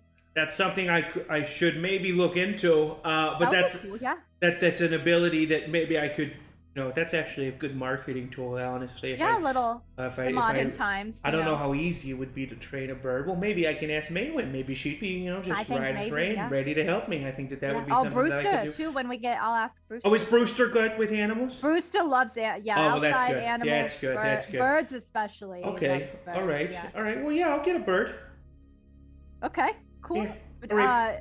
well, but as of right now, now, I could maybe see if one of the one of the MGs want to make their way to Barrington ahead of us, I suppose. Well, but if it's not too much trouble, I know sometimes they get into these fits, and I want them to feel happy and soothed, and I want them to know that we're caring about what they're going through. Well, hey, but how if about it's this? Too much trouble. You know what? Honestly, it kind of is. So maybe but listen. You know what? I am fine with you making me the bad guy. All right, this is not the first time I've had to lay down the law. So you can go ahead and tell him that you've come over and you talked to old Cat, and that curmudgeon wasn't willing to help you at all. All right, okay. You can go ahead. I and see you what can you're doing. Yeah. You can say that. Well, they're used to it because they ask Mom Gil for something, and she says no, and then she's the one with the heavy hand. She said no. Oh, and then I say yeah, and then she's like, well, you always, Honestly, it's the oldest trick in the book, and yet it works every time. Everything, all 11 of them have ever gotten me like that. Wow. 11, God bless you. Doom bless you. Well, That's eight is still here with the God bless. Okay, yeah. Sign of Dune is. Of course, yeah. Not that. Don't be praised. Yeah, right. Don't be praised. Sunlight. Yeah. One person does the arrows, the other person does the race. Yeah. It's a community religion. Of course, yeah. It's all about spreading life, love, and positivity. I've been a follower of Dune for a really long time, my whole life. God bless you, and he knows it too. I know he does, and he appreciates it. He does. He really does. He notices these things. He notices. He's noticing this conversation right now between the two of us. And I feel it. I'm and sure you just do. see a light glow coming from Rosie as she's talking about Dune, just amazing. Like a little pulse of light. See, there it is. Okay. Oh, wonderful. You just go ahead and tell him that I was a little grumpy old man and I wasn't able to help you much. Okay, I'll let him know. All right, yeah. But hey, okay, thank you. I'm sure it's gonna be fine, But these young boys and girls and their hormones, oh my God, they go crazy. God. It's just don't even get me started on the hormones. Well, and and what's really hard to keep up with is like I had a halfling half brother, and when I was getting raised, and he kind of. And he kind of matured at, like pretty much the same age as me, right? But we had this dwarf fella that was a friend of ours. He was in our grade at the local school. He was near 40 years old. And, he was kind of like the same as us. And it was just like, that was something that was weird for me to get used to because I'm like, hey, you're 40 years old, act your age, but in all reality, he was. And that's science. Yeah, science and Dune's love go together. Amen. And as the two of you just continue to talk throughout the whole time, everyone else do this has easily for like 2 hours. No, everyone else has to get all the other work done, and the two of you are just chatting away. Is there anything that anybody's particular that you do specific here in the morning, Cuinn? I see you wanting to say. Over the father and son, was that what, Roderick? The father and son are their names. Actually, have not said their names yet. Their names are Rupert and Sam Hornswine. Which one's the father? Rupert is the father. Hornswine. Okay. Over the past, how are they like? What's their attitude like? Are they just completely keep to themselves? They are. So they definitely try to keep to themselves, as just like, honestly, just like as a classism thing. You can tell that they're wealthy and don't necessarily like to mingle so much. However, you definitely know the Hornswine name. You know what they're about. They own a pig farming business and have for generations, hence the name Hornswine. And they are from Bayhoth, and you have talked to them a little bit. When you talk to them, they're cordial, they're nice. It kind of seems like it's more of a like, we come from different worlds, we don't really connect kind of a thing. Right. At least that's the thought that they have. Right. Rather than just ignoring or anything like that. And you've discovered over the week that the reason why they are on this caravan is because Rupert is taking his son and leaving behind their younger son and his wife in Bayhoth to look for a place to live here in Barrington, as they are fearful of the goings-on and the approaching war. So there's also just kind of a bit of solemnness just in general about like the reason why they're going. So that's probably... Do I know anything about the Hornswine like reputation? Are they like good just, people, like, or just old money that's been around for a while, and because of the business that they come from, really appreciate hard labor and just like getting your hands dirty and getting the job done. So, you know, and you get the vibe from Rupert, he's very stern, and Sam is a little like kind of in his emo phase, but you know, the sternness comes from just like knowing how to run a business and knowing and like wanting the best for his son. It doesn't seem malicious. And the emo-ishness definitely seems to be more of a like his life has been pretty good, and so he's kind of coming up with things to make his life worse. Son? The son's How old like is Sam? Sam is like 17 years old.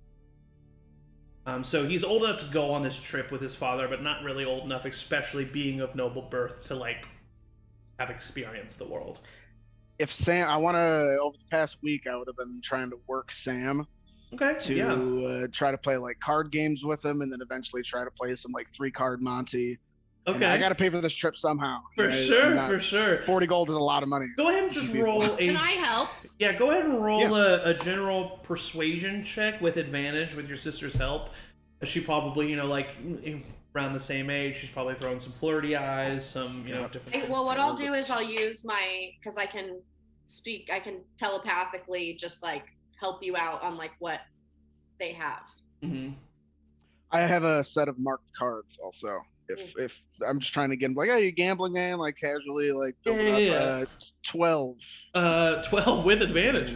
This dice is, I've not rolled very well. I would say it's like today that he's like willing to, like, you've been kind of working with him and kind of talking with him, so you haven't been able to do much until this point, but like today he kind of like sees you like you are always like shuffling and doing like fancy shuffle tricks like right next to him, like always right around him. Out.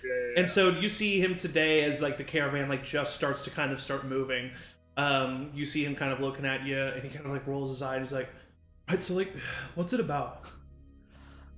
Glad you asked. And I'll like set out like a whole thing, like my saxophone case. I'll set it down. Yes. Like, set up the 3 cards. Like the game's 3-card Monty. And then I'll walk him through it. And you gotta find the queen. Find the queen. Find the queen. Queen's the game. Find the queen. And cards. All right. Gold. You got a gold. Put a gold on the case. Yeah. Gold to play. And Rupert's just like, all right. And he hands him a gold and then goes back to reading a book or whatever.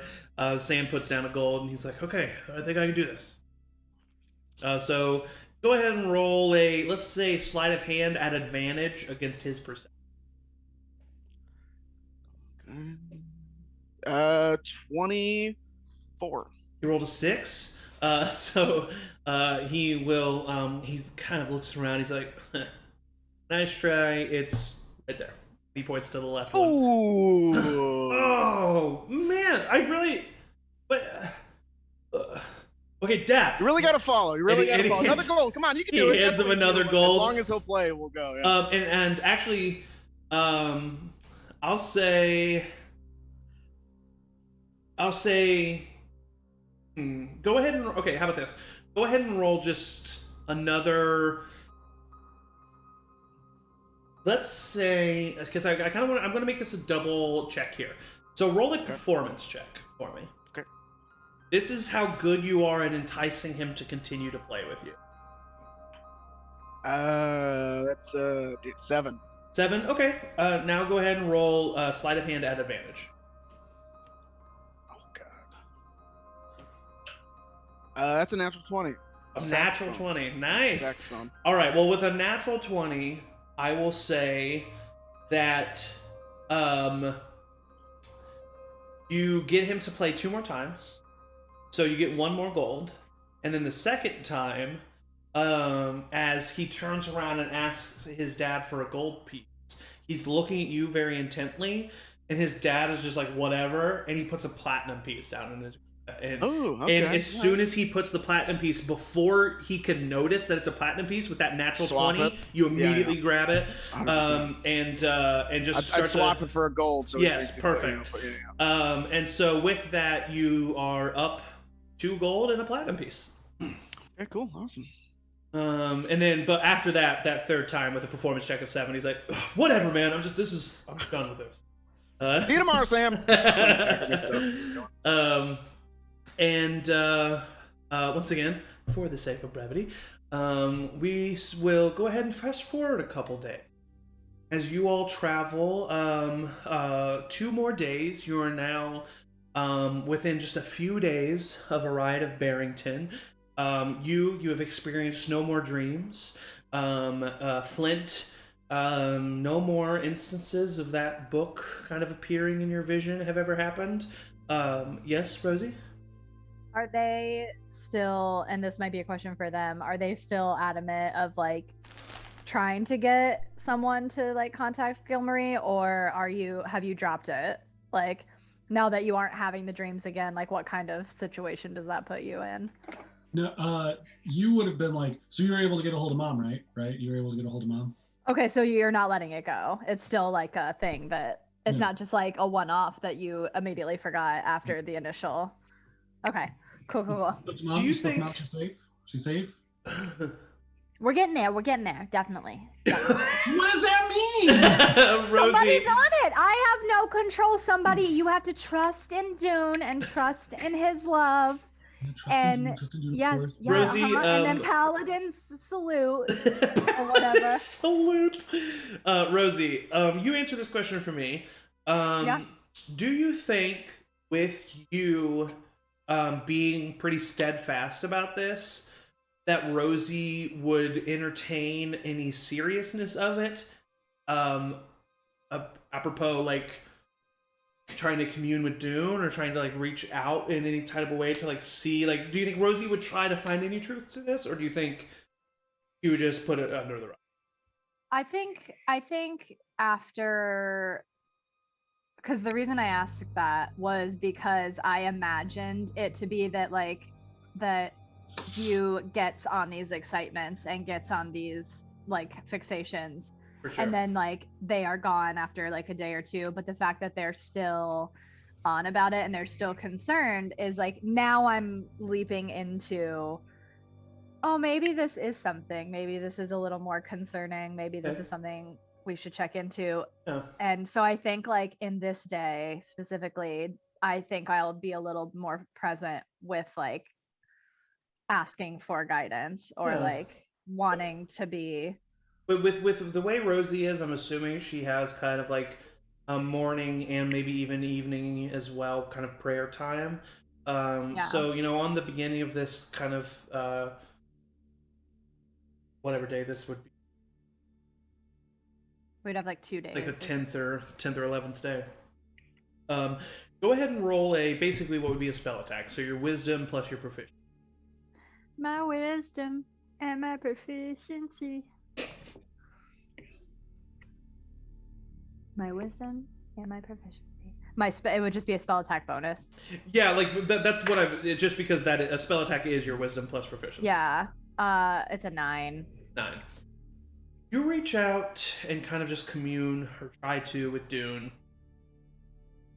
And you know, you get the same familiar feeling of just kind of warmth. Like a warm hug that's almost permanently embracing you. And that's really it. You know, nothing really negative comes to you. Nothing really, no visions, no words, no eerie feelings, you know, and honestly, it kind of makes you, it's kind of relieving because, you know, you trust Dune to guide you and you know, they're for you when you need an answer, and so if there is no answer, maybe there's no issue. Cool. Go ahead, Chad. Having heard this several times Yeah. on one of my jogging times, I would jog up to the front cart where Rosie is, kind of jump in there, be like, "Hey, I don't mean to eavesdrop on conversations. I've just heard a lot that like you seems pretty antsy about getting to Barrington faster. I'm happy to just like run ahead if you need someone to like just take off, if that would be helpful. I don't know how much time that would save, but I could do that if you need it." That's very, very sweet of you. The thing about it is that I don't think that by the time you get there, see what's up, and then get back, we'll probably already be there. And then honestly, like, I don't think they're gonna let it go until they see it for themselves. So like, if you could run ahead with them carrying them, that would be, I mean, they're kind of small, so you could. I probably could if just like throw on a backpack and just book it. But I'm not gonna make you, not you. I'm gonna not make you. Oh, that is a little tricky. I see what people are saying. Right? Like she's just now noticing it. Maybe I might talk to them about this. Well, we'll see. But if that's something that you want to ask you to coordinate, then yeah. I mean, I just wanted to check in with you first. Yeah, I would be. I wanted to check in with Rosie first before check going in with to you too. They're all about consent. Yeah, Paladin's Oath says. I know you guys have talked a lot, so if it was like handled, I didn't want to butt in on family matters. But yeah, I'll go talk to him, and I'll just like leap off the side. Well, okay, bye. And then I write in my little journal that Chad gonna be an excellent servant of Dune. Done. Sorry. Wow, you're such a good deacon of Dune. I wrote Dune, and then I second guessed myself. Okay. You dunce. Nice. Got him. And then I jog to you. Yeah. And then I eat my cracker. Hey, you. Yeah, I've overheard some things. I don't want to pry. I know you've got like some concerns about your family. If you want, like, I can just take us both, run ahead. Like, if you just want to like backpack minor supplies, and I'll just like take off. It might not be a lot of time saved, but I could get you there faster. Oh, everybody, hold up here. We got a problem here on the road. And, as you were talking, all three wagons kind of stop as you guys realize that you are now in one of these kind of just like random groves that are about, this one's even smaller. It's like about a mile like in diameter all the way around. And you guys kind of are on this beaten path, and easily enough you can see in the road ahead of you is this huge like old tree that seems to have like cracked at the trunk and fallen in the middle of the path.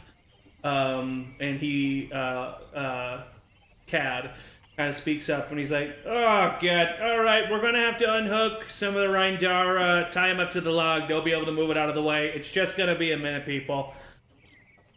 And Cad, I'll just maybe be careful. It could be a trap. I've seen it kind of happen before. What's going on? I lean out of one of the you wagons. see, tree. Eddie's kind of doing the same thing, and you see like an old tree that seems to have like rotted at the trunk and has fallen onto the ground. Can I rig anything for these the creatures or I anything? mean, if you want to help us tie them to the rope of the tree, you certainly can. Sure. And then the woman who's in the back of the wagon, part of this couple who are constantly bickering, you all would know her to be Tori, is her name, and the male's name is Dane. And she kind of steps out and she's like, "Oh, of course, this always happens every time. It can never be just a simple journey." And Dane kind of steps out and he's like, "Listen, hun, I am so tired of you just immediately jumping to the negativity and just you get so worked up over everything I walk in between the two of them and I go, hey, and I put my hand on both their shoulders. Don't touch me! And she walks away, and he turns back to you, the Dane, and he's like, listen, I'm sorry, she always gets like this, and he comes after her. I real quick, before he goes, I just, like, grab him by the shoulders and, like, turn him real quick, and I go, for the love of God, work it out or break up. And then I just, like, push him that way. All right, well, that's what I'm trying to do. And the two of them go over, and they're, like, now in front of this log, in front of the front wagon, just, like, yelling at each other. Cad kind of, like, steps down off the ground, and he looks at you, Morton, and he says, all right, if you can untie the Rindara on your wagon, bring him up here, that'd be great. I'll use the front one here. As I do that, I do want to, like, I don't suspect anything, but I'm just curious as to how this tree, like, would have potentially gotten into the middle of the road. So, like, can I roll an investigation check to see kind of if I can figure out what happened? For sure, yeah. That? You, well, the Rindara is that's in the back wagon, so you can, so you'll have to do that first. Yeah, that's fine. Or whichever is first. I don't know. I'm sure I like walked up to the front to see it first. For sure, yeah. So you just walk up to the front, you do some investigation, roll an investigation roll. That is a 15. 15. As you were looking at it, it definitely is an old tree, and it seems to have rotted at the trunk. But the part where it like snapped off seems to be very rotted. Yeah, I look at that and I just kind of... sorry, Cad's the one who's giving the orders? Yeah. Mm-hmm. New names! Yep. Cad. I go, Cad, have you looked at this? What are you talking about? He kind of walks over and he... That looks like... Well, hell, I've never seen nothing like this. I mean, it looks like... But kid, what does this mean here? I don't know. I take out my rapier... it wasn't a dagger, I realized when I looked at my sheet. As soon as you take out your rapier, you hear, I wouldn't do that if I were you. And all of you turn to see Tank, Iva, Willem, Lucas, and the couple, Dane and Tori, bitches. Take out various rapiers and daggers and are spread out amongst all of you and are pointing them to Tank specifically has a hand crossbow pointed right at you, Morton. And then Cad's the first one to speak up, and he's like, all right, what's going on here? Well, I'm not so sure, but I was just going to poke the rot, but apparently we have a problem with that?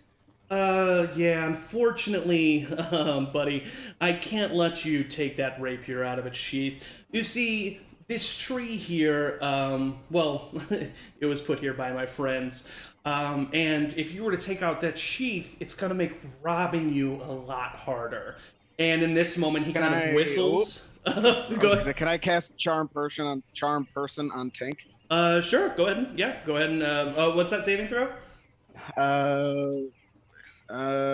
Wisdom saving throw. Wisdom saving throw, he's not super wise. 13 is the DC. He rolled an 18.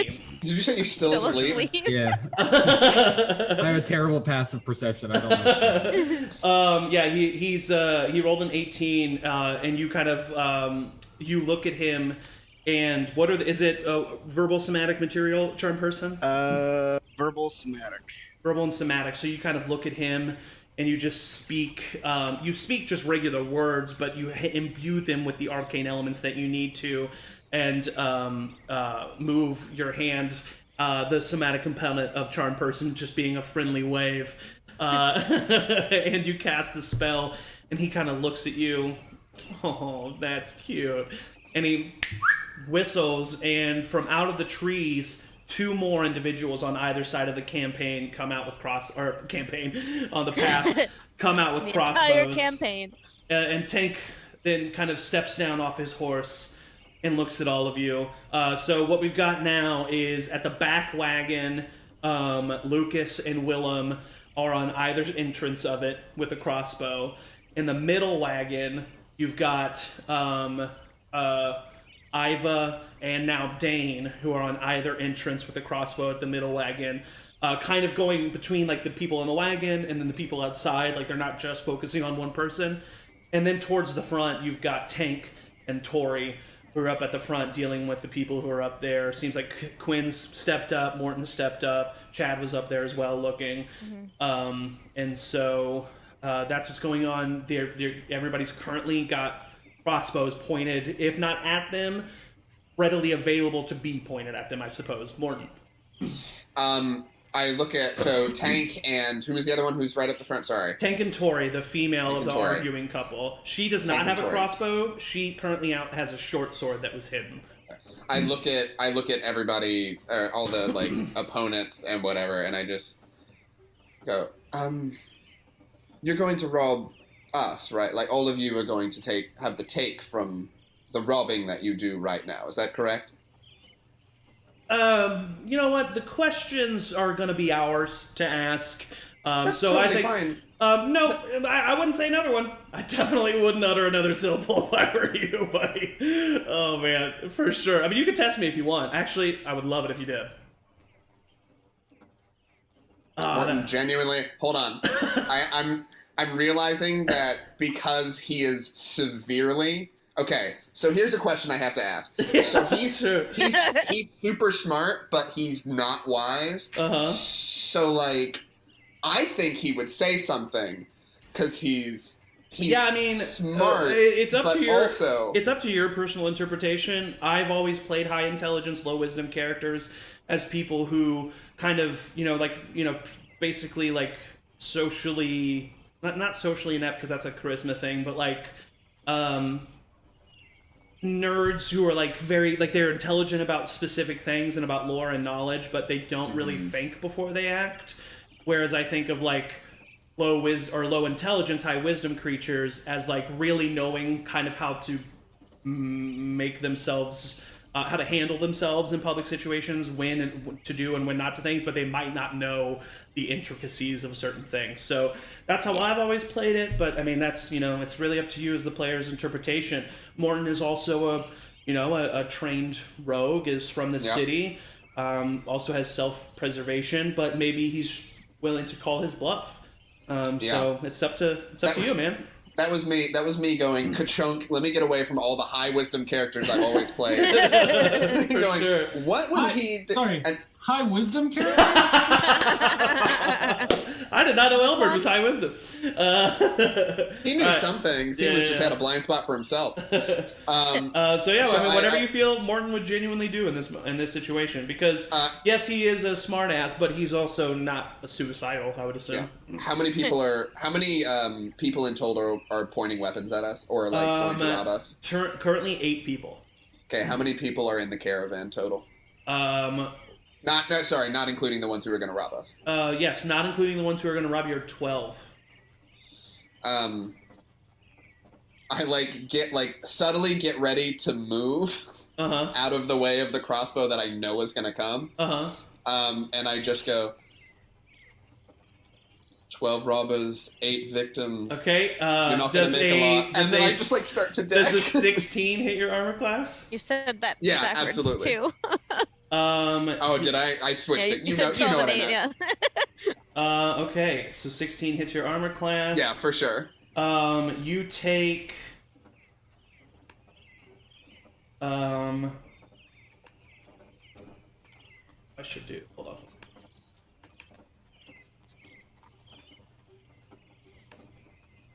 Okay, you take 6 points of piercing damage as a crossbow bolt just you move out of the way so it doesn't go right into your skull.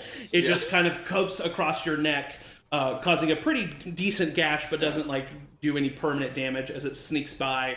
I just go, fair enough. Chad would step forward and be like, wait, Tank. Hey, I'm calm. We're calm. My hands are up. I'm just saying I'm not coming aggressively. But I know you've been wanting to beat the shit out of me ever since we started. Yeah. Why don't we just settle this, you and me? If you win, we let you take what you want without a fuss. Fine when you guys leave. Oh, Chad. The thing is, you're gonna let us take whatever we want without a fuss, or we'll kill you. See, I agree on the numbers thing, so I don't think you're gonna kill us. Oh, I'm sorry. Are the children and the chipmunk lady and the old lady gonna stop us from robbing this place? I don't think Very so. much so. I think so. Yes. I think they might kill us. I'm like checking my neck, and I'm going, yeah, that would have hit me right in the fucking head. So I'm gonna need everyone to drop their weapons and get down on your knees. Do you need me to get down on my knees? Yeah. And them as well? Yeah. You're don't being have to be a very dick. rude. I do. Because And I'm I've been gonna cast- sick of all... Go ahead, yeah. I'm gonna cast command on Tank. Okay. And what are say, the components of this spell? It's verbal only. Only verbal? And Okay. So I have the command drop.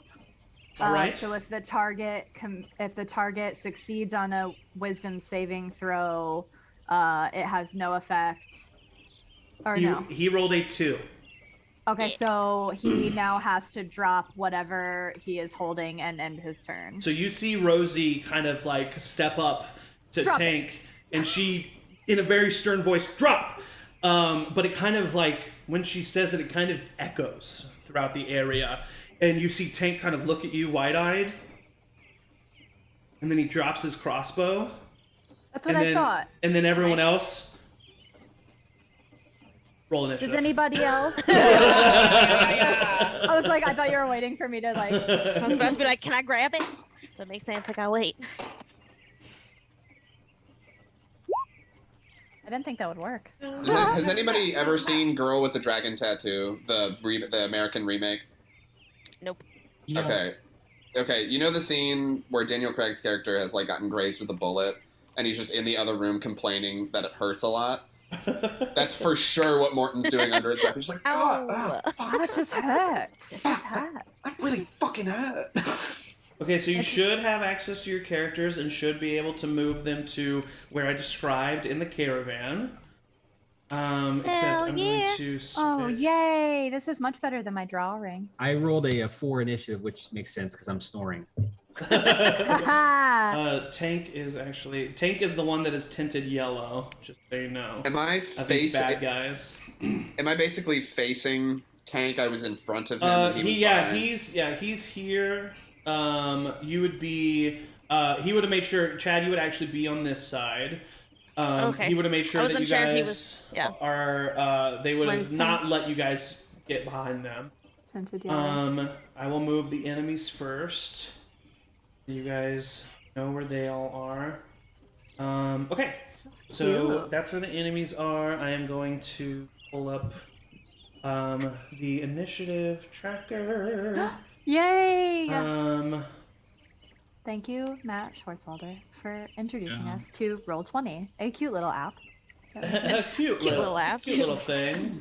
Are you in the second cart, May? Is that where you are? I guess I would be in the back. Wait, I don't... Matt, can you... Where's the initiative thing? It's in the left-hand yeah. column. Oh, there it is. That's it. Yeah. Turn order. Ooh. So I'm like there, give or take. Oh, here we go. So you should be able to add... This is dope. Your initiative.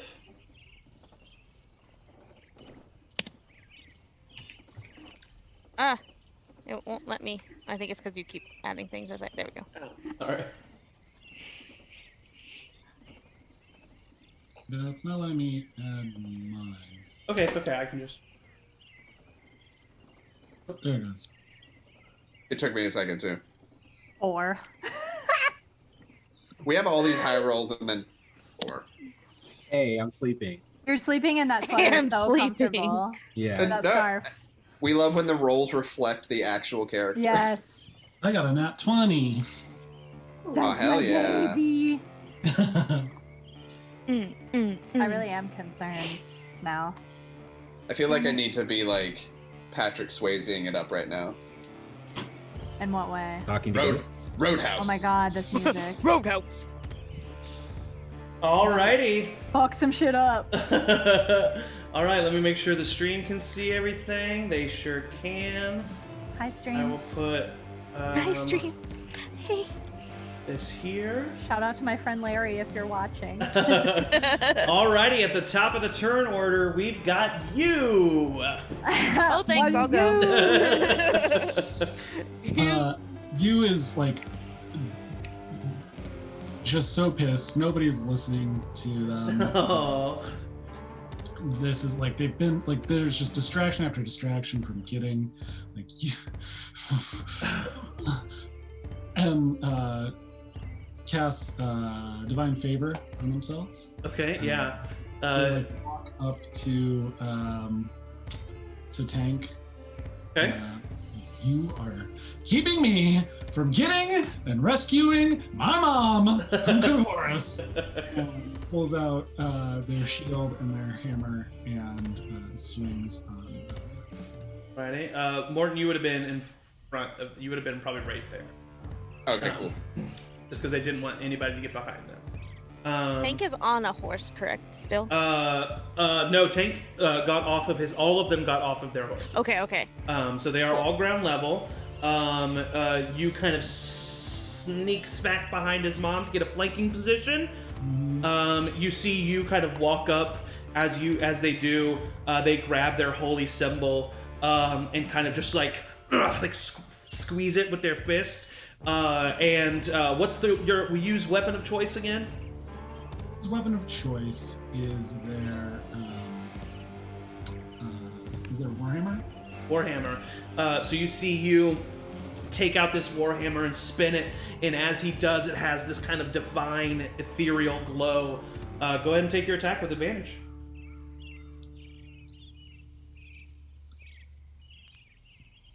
First roll's a 19. 19 hits. Yeah, that's the highest of the two rolls. Yep. Alrighty. Gonna do 8, rolling for max damage, plus a d4 of divine, and why not? Let's pump a divine smite. Oh, baby. Yes. Atticus sits on the side. Good. Very good. Atticus is just the paladin publisher. It's the Marcona Publishing. I know how to do it. 24 total points of damage. Holy shit. Paladin. As a level 2 character. Yeah, you walk up. Rosie, you're kind of looking at Tank as they're like looking at you, and they just drop the crossbow, and they're like wide-eyed, and they're looking at their own hand, and he kind of looks back at you and kind of tilts his head. And right as he tilts his head, it is met with a hammer that crushes into his skull, and then he immediately falls to the ground, unconscious. Unconscious. Well, okay, you. That was good for that one, but thank you for protecting me. But maybe let's be chill for the other one. I go save mom. Okay, yes, mom is part of this. Is that the end of Yu's turn? That is the end of Yu's turn. All right. Is that the end of Yu's turn? Opposite of you, bleeding from the neck, we've got Morton. I watched this fucking gnome motherfucker just clobber Tank on the side of the face. I go, oh, and I just pull out my rapier immediately and go for Tori. Yeah, so she's to your right there. Yeah, I am. Don't even need to move. You're in position already. Yeah, I'm just gonna go for that. Okay, here's a question, because I've never used sneak attack before. Oh, yeah.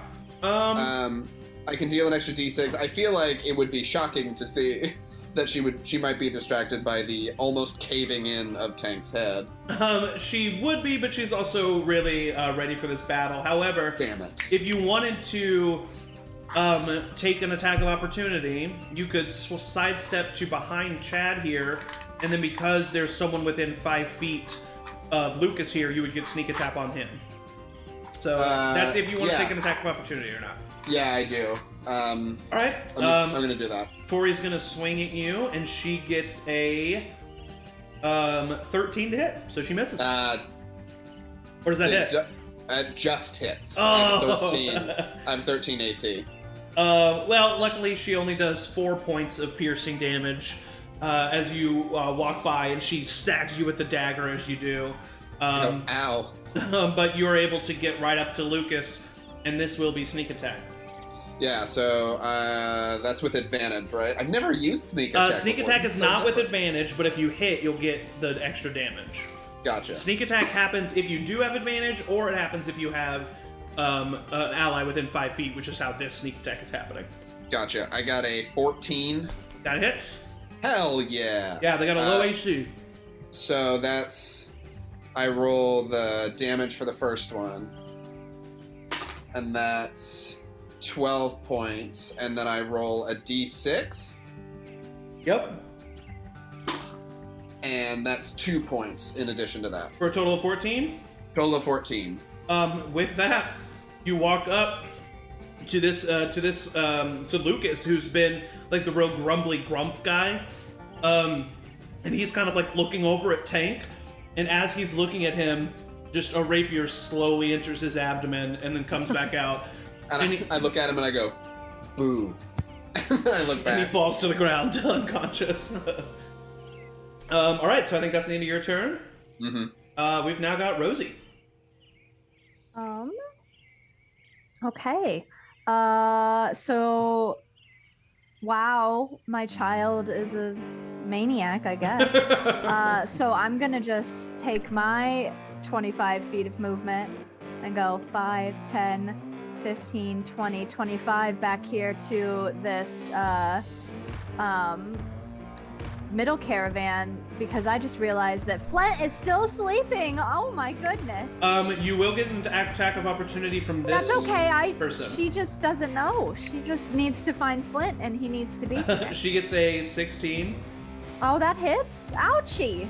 And then does, max damage. 8 points of slashing damage as you start to pass that wagon. I would love for that to be at disadvantage, because as a reaction, I'll cast Warding Flare as soon as I see her.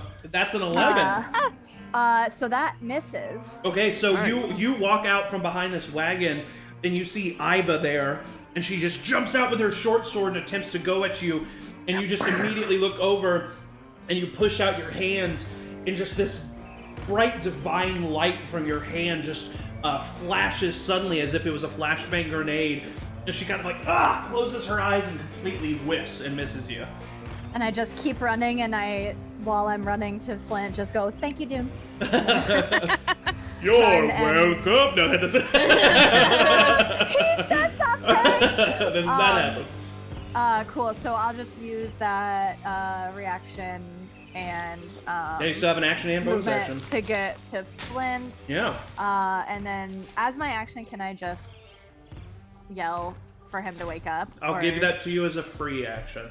A free action? Cool. I'll be like, Flint, there's chaos among us. 1 more hour. And I'm like One shaking more hour. the side of the cart. No, there's people here. Oh, crap. Well, There's you bad think you're boys. shaking the side of the cart, but it's not I'm moving an absolutely inch. not, no. Cool. So then now that... Are you awake or are you still sleeping? Yeah, I'm awake. Oh, what's going There's on? bad boys. Oh, that's all you need to say. Bad boys. And I will use... Oh, I forgot Ed. Sorry. Ed? Keep going. Yeah, sorry. How dare you? I will use my action to cast guidance on Flint. Ooh, okay. So you can...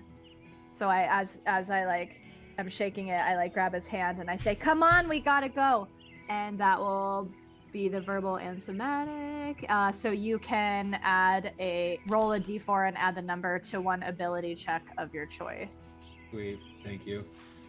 Just so you know, just because I know this is a new spell for you, an attack is not an ability check. Okay, then that's exactly what I was wondering. So am I allowed to retcon? Of course. And these are new characters. Yeah. Instead of that, I want to... Oh my god, where did it go? I prepared it today. Yes, I did. Just talking to myself. That one. This is just gonna have to happen, because now with all these dialects and with Evan being British, I gotta make sure that I stick to my own. Okay, here it is. I don't know why I chose Irish. Irish. So I will cast. I think this is the one that I wanted. Then yeah, I'll cast Bless, not Guidance. Yes. So Bless. What's the range of Bless? 30 feet. So you can get, because you can get 3 people with Bless, right? Yeah. Yeah, you can get any of these 3 back here as well. Any combination. So Flint, and then any of these any 2 of these 3. Any at the front. Or any at the front as well, yeah. 25 feet movement. I'll go ahead and do. I'll have Flint blessed, and then I'll subconsciously bless you. Obviously, yep. Bless you. Oh, bless you! Damn it. And then I'll also bless Chad. Okay, cool.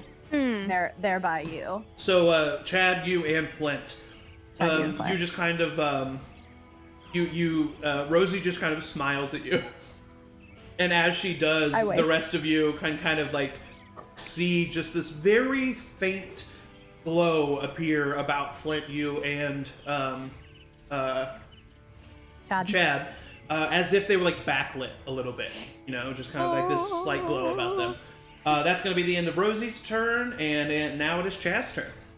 Sweet. So I'll kind of look at you and look at Morton and be like, you guys got this handled. And I'll run over right here between those 2 guys. Alrighty. And I'll start with, which 2 are these 2? Just so I know which one. Yeah, the one on the right is Iva, and then the one to the left is Dane. I'll start with Iva, because I'll think she's a bigger target. Yep. I got a 19 and a nat 20 for advantage, so... Oh! Yeah, wait, why do you... Oh, yeah, Bane. Bless. Wait, no, Bless is just +4. Plus a D4 is Bless. Okay, I did the 20. Sorry. So we'll just do... But still, the 19, even if it was the lowest one, that still hits, so you're fine. You still hit. Okay, but you don't get the nat 20. I did that first. Oh, you did the nat 20 first? Mm-hmm. Then you get the nat 20.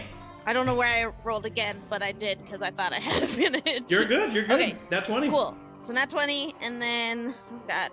Exploded. What am I doing this? And this is my first attack with my right hand, so this is going to be... Well, it would be my scimitar +1. Mm-hmm. So... Oh, that's why I'm in my inventory, not my... Okay. I do that all the time in D&D Beyond. Okay, so that's double dice is 13 damage on the first swing. Total? Was that your modifier as well? Yeah, it was. I rolled a 5, so then. So you, 3. you cut out a. You know what? I'll say with a 13, you take your scimitar and you just completely slice at the speed of light towards Iva, and her right arm just falls off and immediately starts splurting blood. She still has a weapon in her left hand. She's still standing, but now she's like, oh! Like you've never really heard her speak, and she's like screaming right now. So yeah, you have 2 weapon fighting, right? Mm-hmm. So yeah, you have a bonus action attack as well. Follow up. So that was offhand, but I think still plus. Yeah, so it's still 19 to hit. And even with your modifier, you take the scimitar just right across Iva's throat as she's screaming, and it just becomes and starts to gurgle as she falls to the ground, blood drenching her chest and spurting out of her right arm as she just then falls. Cool. And then I'll be all like pumped up of like, yeah! And I'll turn to the other one and use my action surge to attack again. Ooh, alright. Me likey. And do I get my 2-weapon fighting again, or is it just like 1 action, 1 attack? No, the 2-weapon fighting gives you an attack on your bonus action. So, gotcha, okay. So with an action surge, you can get only 1 more attack. But then when you level up, like at 5, you'll have 2 attacks because your attack action is 2 attacks. Yeah. Okay, so that is with Bless, I get just +4, or is it a D4? D4. D4. Okay. Yeah. Okay, so... And then... So it's a 15 to hit. That was a lot of math. 15 hits. Cool. And I'm using my spatial scimitar again. Flesh So win. that's a 8 points of damage. 8 points of damage. He's kind of like looking at you, looking at Rosie next to him. He looks down at Iva, just completely covered in blood. Looks back up at you, and as he does, you just cut across the chest and abdomen of his armor, cutting into his skin slightly, and he looks very afeared. And I'm assuming that's the end of your turn. That is the end of my turn. All right, now we've got the rest of the people. They have all seen systematically their companions just like be riddled. So Willem here in the back is going he was to part of it. Yeah, of course. Yeah.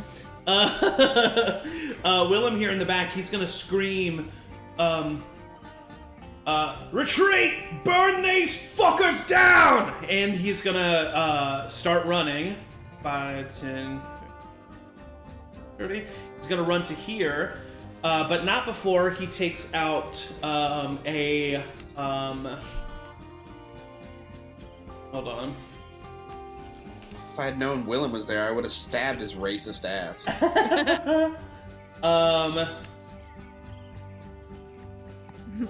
Do all elves know each other? Okay, he takes out as he's running away this Horrible. bottle of liquor, because Willem always has liquor on him. Except you notice something different about this bottle of liquid. There is a piece of cloth stuck to it, as he then lights it with a shot of his flint and throws it at the wagon closest to him, which would be the wagon with May, Cuinn, and Eddie. I need May, Cuinn, and Eddie to make dexterity saving throws for me. Sure. What a waste. What a Willemov cocktail. Bortles. Dexterity. Dexterity saving throw, correct. 19. 19 succeeds. Maewyn? You're muted. I'm sorry, will you remind me what it is? Dexterity saving throw. Let's see.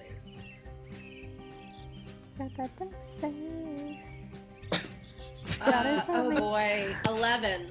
11 is a fail, so you and Eddie both take 8 points of fire damage. Jesus! As the bottle explodes onto the wagon and immediately starts catching the immediate area on fire. Cuinn, with a success, you take half 4 points of fire damage.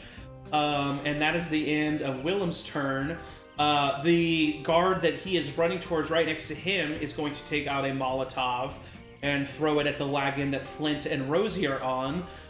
Flint and Rosie and Chad and Dane, he's throwing it at his own man, need to all make a dexterity saving throw. Glad it wasn't near me. I'm not doing well in terms of HP right now. I got a nat 20. Nat 20 succeeds. And I have 0 dex mod. Chad? 12. Flint? 11. Okay, so everyone fails except for good old Rosie. Rosie? Those who failed take 7 points of fire damage. Oh yeah, Bless does help you on on saving throws. Is saving Oh, throws, yeah. yes. So add a d4. Thank you, you. I got a 14. Thank I you, got you. a 13. Okay, so you still fail, Chad, but Flint, Yeah. you now succeed. So 7 Nice. points of fire damage to the failures and 3 points to the successes. And yet again, the cart immediately starts to erupt in flame. And the flames start licking up the side. That is going to be, and then this guy is going to, he's going to sprint away. Tori is just going to start running. And this guy is going to take one last crossbow attack at you for killing his for killing his leader, and gets a natural 20. Yeah, that hit. But I mean, it's not a crazy amount of damage. It is a 8 points of total piercing damage to you. As a crossbow bolt just enters into you's abdomen. It doesn't kill you, doesn't knock you unconscious, but this is probably the first time you've ever actually been penetrated by a weapon. Guys, listen, penetrated is a word, okay? It is a word. I didn't say anything. I just... How much points of damage was that? 8 piercing. And then they start sprinting away.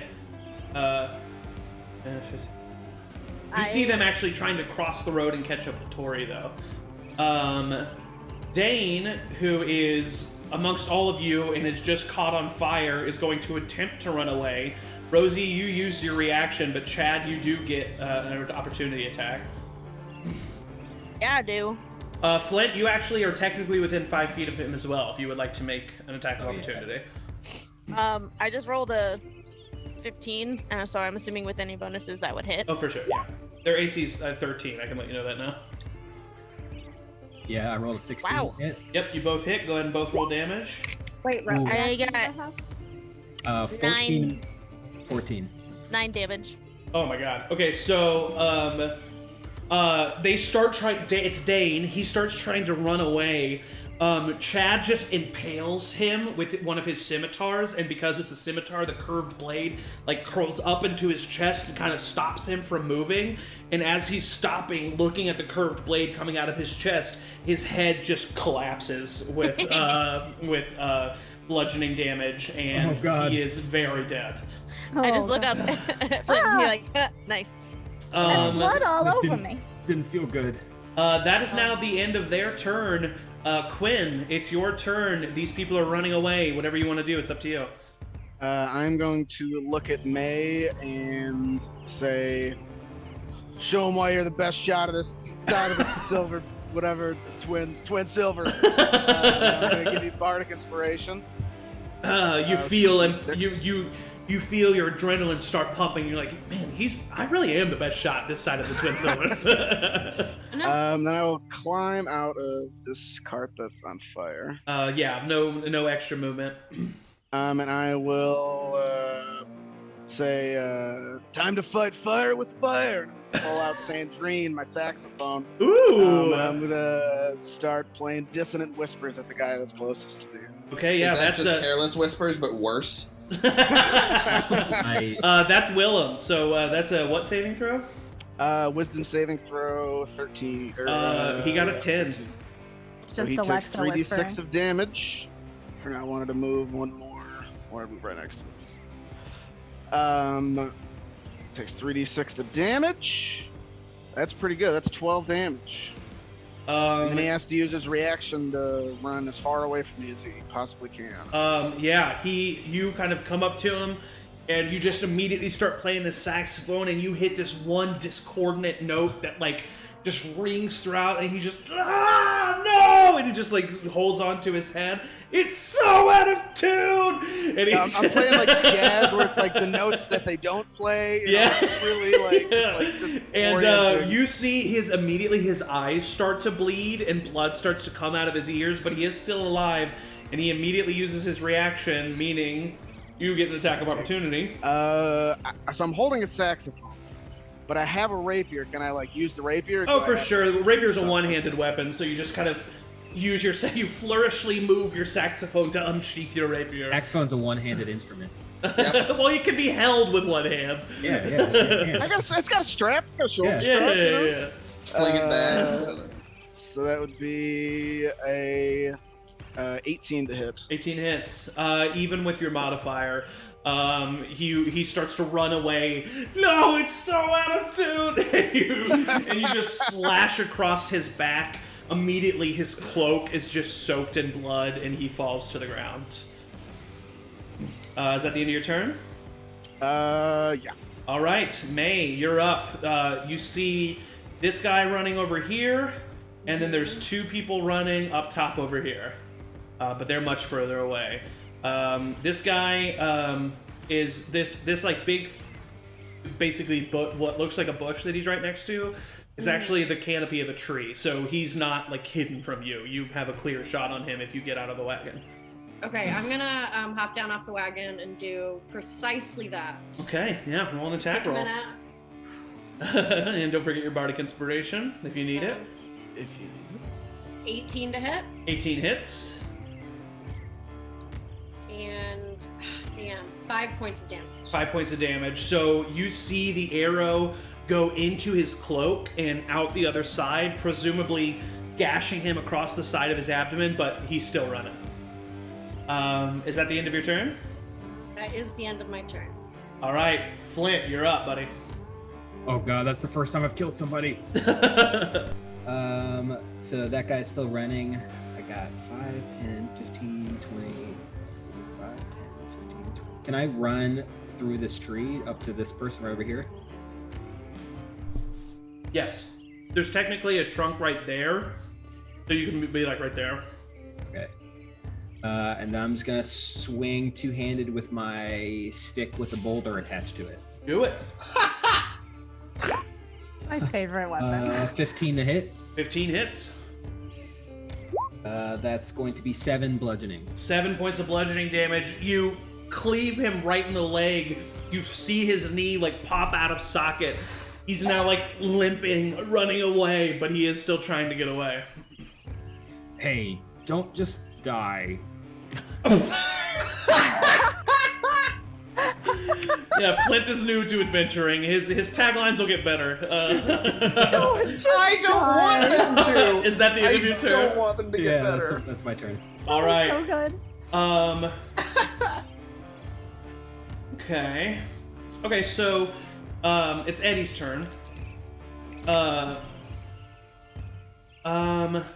Cuinn and Maewyn, because you're pretty close, you all of a sudden hear a whirling of wind as you see out of the fiery caravan, Edmund Praetor floats and crashes out of the canvas of the caravan. His eyes are completely light blue with like slight lightning arcs coming out of the pupils of the eye. He then lands 10 this is his just for viewers who are curious, Eddie is a storm sorcerer, and this is his ability, Tempestuous Magic.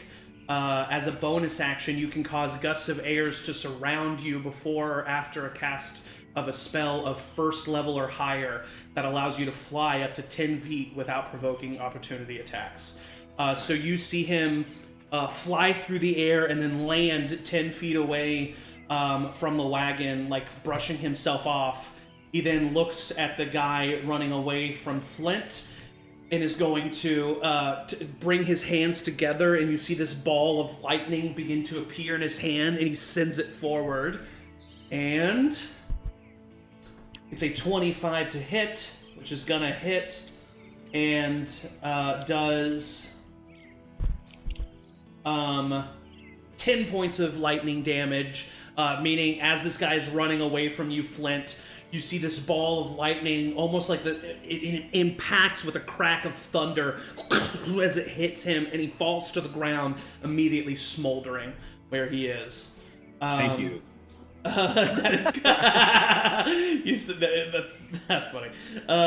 So that is the end of Eddie's turn.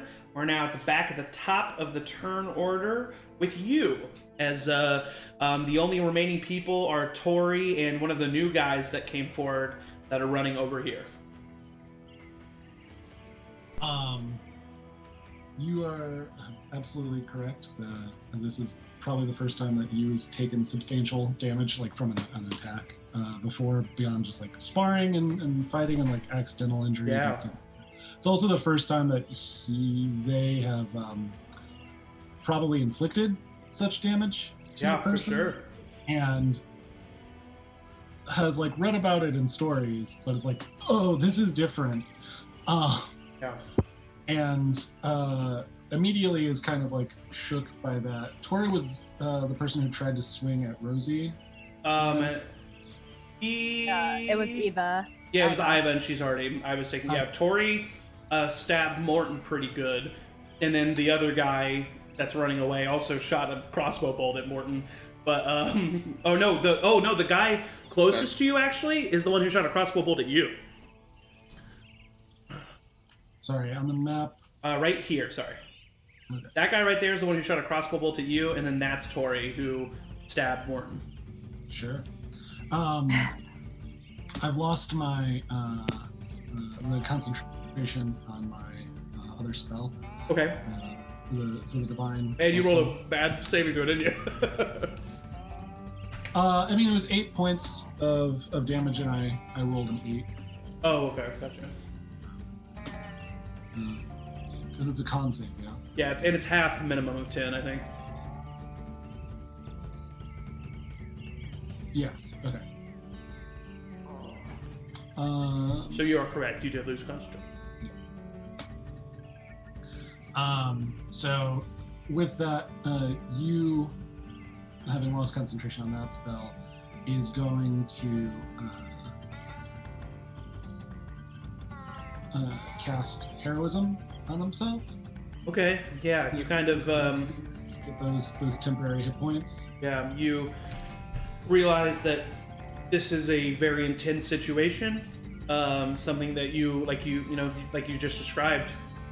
You've not experienced this before. This is new. This is scary, and you use the training that you know that you have to steel yourself in this moment, and you feel a sense of calm, confidence kind of come about you. So that is actually my action to do so. Okay. I gain 4 points of temporary HP, and I do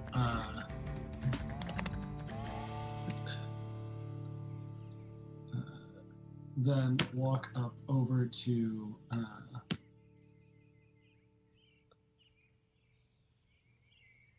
the two of them, and I'm just like, can't you just get out of here, or I'll have to do what I did to him to you. Go ahead and roll an intimidation check. Yes.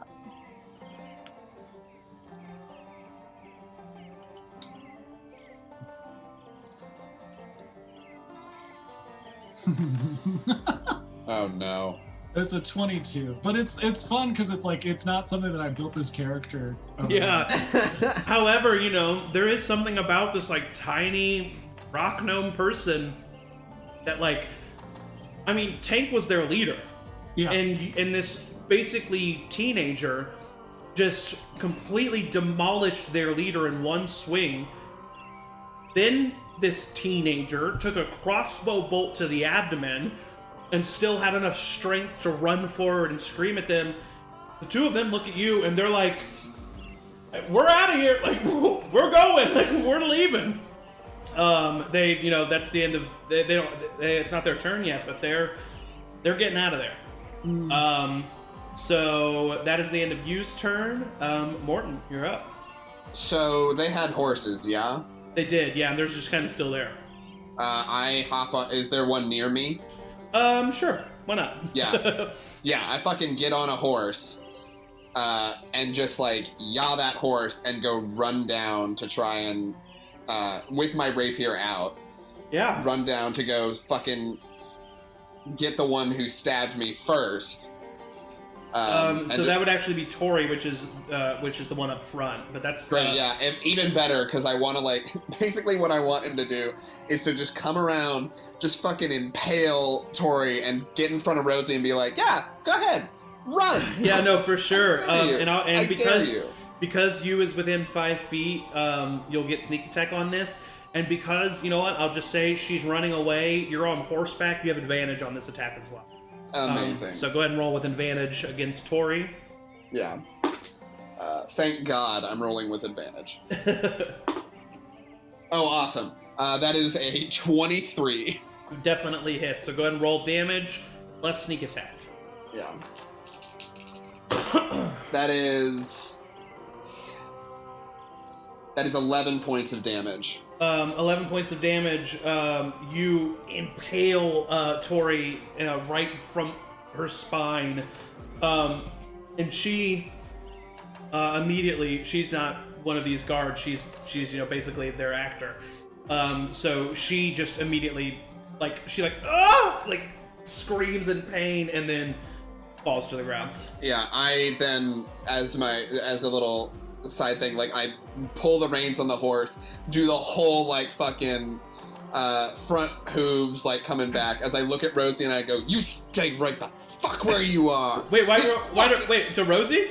Who did I just kill? You just killed Tori. Okay. And then the other person here is just a random person you don't know. Wasn't Rosie a part of it? Rosie's Angie's character. No, who ran? Who was the one that was with Tori? The one that was with Tori, I think the one you're thinking of is Willem, but he was in the back and he's already been killed. There were 2 people that ran away, yeah? Yeah, Tori and this random guy, yeah. Oh, this random guy. Yeah, Yes, yeah. I do want to, like, stop him. Yes, for sure. And point my rapier at him and be like, stop where you are, this fucking hurts! And then I just, like, He point looks at my you. rapier point at him. I need you to roll a persuasion check because he was just commanded to run away. And so this is going to decide whether he stays or goes. This is very funny, because persuasion should be something I'm very good at.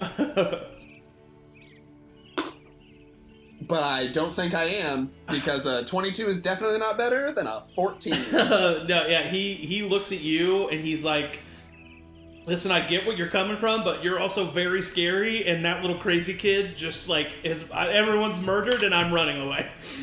So looks like he's continuing to run. It's not his turn yet. So that's the end of Morton's turn. Rosie, you're up, and Chad, you're on deck. One round of combat is 6 seconds. A turn is 6 seconds technically. Oh, a turn. What's 1 round? Is that like all turns? Okay, every turn. Because I only one have round is 6 seconds, isn't it? Is it all happening simultaneously? Yeah, I think so. Yeah, I think that's Not exactly. Because a minute is 10 turns. Yeah. Oh, I guess that's true. Oh, a minute is 10 but it's turns, not then I'm fine. exactly at the same time because, or else people would be able to like run away and stuff like that. Yeah, I feel So like it's- they but it's- slightly overlap. But yes, a round is roughly 6 seconds. Yeah. Okay, cool. Okay, so never mind. Don't even worry about why I asked that. So like 12 seconds have passed since Cool, the cool, beginning cool. of everything. Amazing. I love this stuff. I literally am gonna have heard the yelp of my poor little baby. Yeah. And I'm just gonna go behind him, 25 feet of movement, just screaming like, "You! Yeah! But shuffling. Yeah, right, yeah! But shuffling. You! I can move pretty speedy. Oh no, I mean you're I getting want there to. fast, but you are Yeah. shuffling there. But I'm sure, and my robes are billowing. around. Yeah. My cane is like flapping. Here Yeah. we go. And It's definitely I'm like a la Yoda, like old Yeah. and decrepit most of the time, but then like when combat Yeah. happens, it's like, whoa, like he's young flipping Yoda and like in yeah, those yeah. early movies. Exactly. Yeah. And that's gonna be what I do. Fair enough. Chad, you're up. Cool. Being just far enough away to probably not hear what we're telling them to run and also stay and not knowing and just like being in the battle, I'm gonna run up to right here Yep. and just do my attacks on that person. Do it. Hardeblurg. Am I still blessed? Yeah, you are. Cool.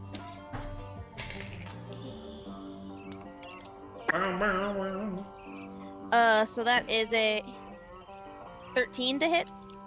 13 hits, just hits. Woo! Thank goodness. Go for ahead and roll bliss. for the second attack. Okay. That's gonna be a 14, 15, something. Yep, both hit. Go ahead and roll damage for both. Okay. Blah, blah, blah, blah, blah. First one is 6 points of damage. And then another 6 points of damage. All right. Hold on just a second.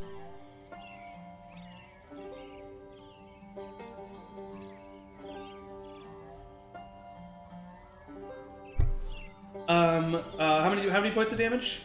6 total. Well, 12 total, 6 each. I wrote the same 12 total. Okay, yeah. yeah. With that, as you guys are sitting there talking to this guy, run! Don't run! He looks very confused, doesn't know what to do, and he just gets one scimitar in one collarbone, one scimitar in the other, stuck out, the blood spilling, falls to the ground, unconscious. And that is technically the end of combat right there. Amazing. I just keep running. Yeah! Oh my god! I real quick yell, was Willem a part of this? Yeah. Yeah, he's dead. He's dead. He's dead. Oh, fuck. I know. I wanted saxed him to yeah, death. I should have missed that bottle last night. it's true. I saw it. It was Oh, something. yes. I get off my, or I stay on my horse because ever the showman. You're gonna Not stay my on your horse. high horse? It's gonna be my horse now. I go, that was intense. Real quick question for everyone. Can we not kill people like animals next time? Just like a stab is fine. We don't need to crush heads or anything. Why just shot an arrow? It depends on your, Oh, you're weapon. fine. You're fine. You're fine. I I totally agree get it. with that. Speaking I of doing agree. things, if someone could help me out over here, you see that Eddie is currently taking water from the barrels of water that this caravan provides, and is taking the water out of these barrels and like using them to put out the fire. But he can only do so much by himself. I'll do that. Yeah, And also horse ride cast over. Mage Hand, try to like grab maybe another bucket or something. For sure, yeah. I mean, Mage Hand can do Yeah. 10 pounds, so that's easily a bucket Right. filled with water that can. That I- can Lower the fire? Yeah, the Mage Hand's just splashing water. But I can snuff out a small campfire with prestidigitation. Sorry, I'll Yeah, easily enough with the magic abilities. As soon as he brings it to everyone's attention, some of the rations and some of the belongings of the people in the back and middle wagons were harmed. Cuinn, Morton, and Eddie and May. I need you all from your like backpack to remove one piece of equipment. You can choose. It doesn't have to be, something super amazing or super. It can be the stupidest thing that you have, but something in your equipment was destroyed by this fire. Same with Flint, and but Flint I think is actually the only person whose belongings were in the wagon. Because lost Rosie. my bedroll. Oh wait, no, Chad, you as well. So Chad, you also lost one item. Morton, go ahead. I don't know if I can remove things on this version. Okay, that's of fine. Just D&D write it right now. down, and I'll remember. Yeah. I take a second alone behind this tree with this dead body when no one can see me, kind of, and I speak to myself, kind of grabbing my amulet. Maybe I shouldn't be doing this. I should just probably be drunk in Gorehold. You hear immediately the sound of roaring wind, and you feel this like your beard starts to kind of like move in the direction of this body. Go ahead, keep saying what you're going to say. I think Is that what that's you're it. going to say? Yeah, that's it. So your beard kind of starts moving towards this body, and you're hearing this, and you realize that it's not just a whirling of wind. It sounds like storm, like a tornado that picks up dirt and rock, and sounds like a train as it moves, and it starts getting louder and louder, and you feel your heart pumping bigger and stronger, and then swear hear a voice, and it speaks in a language that you don't understand unless you speak primordial, but you get the vibe, quote unquote, the you get the meaning behind this of to be destined for greatness, you gotta crack a few. Oh, shit. I stand up, kind of wobbly walk back to find my stuff burnt. Yes. And as you all kind of like start to assess the damage, does anybody do anything immediately? Like, I try to stitch up my wounds. okay, I just want to go get my arrow. okay, you can do that. I was gonna say, I check in with Ian. How many hit points are you at? I lost 8 hit points, so I'm at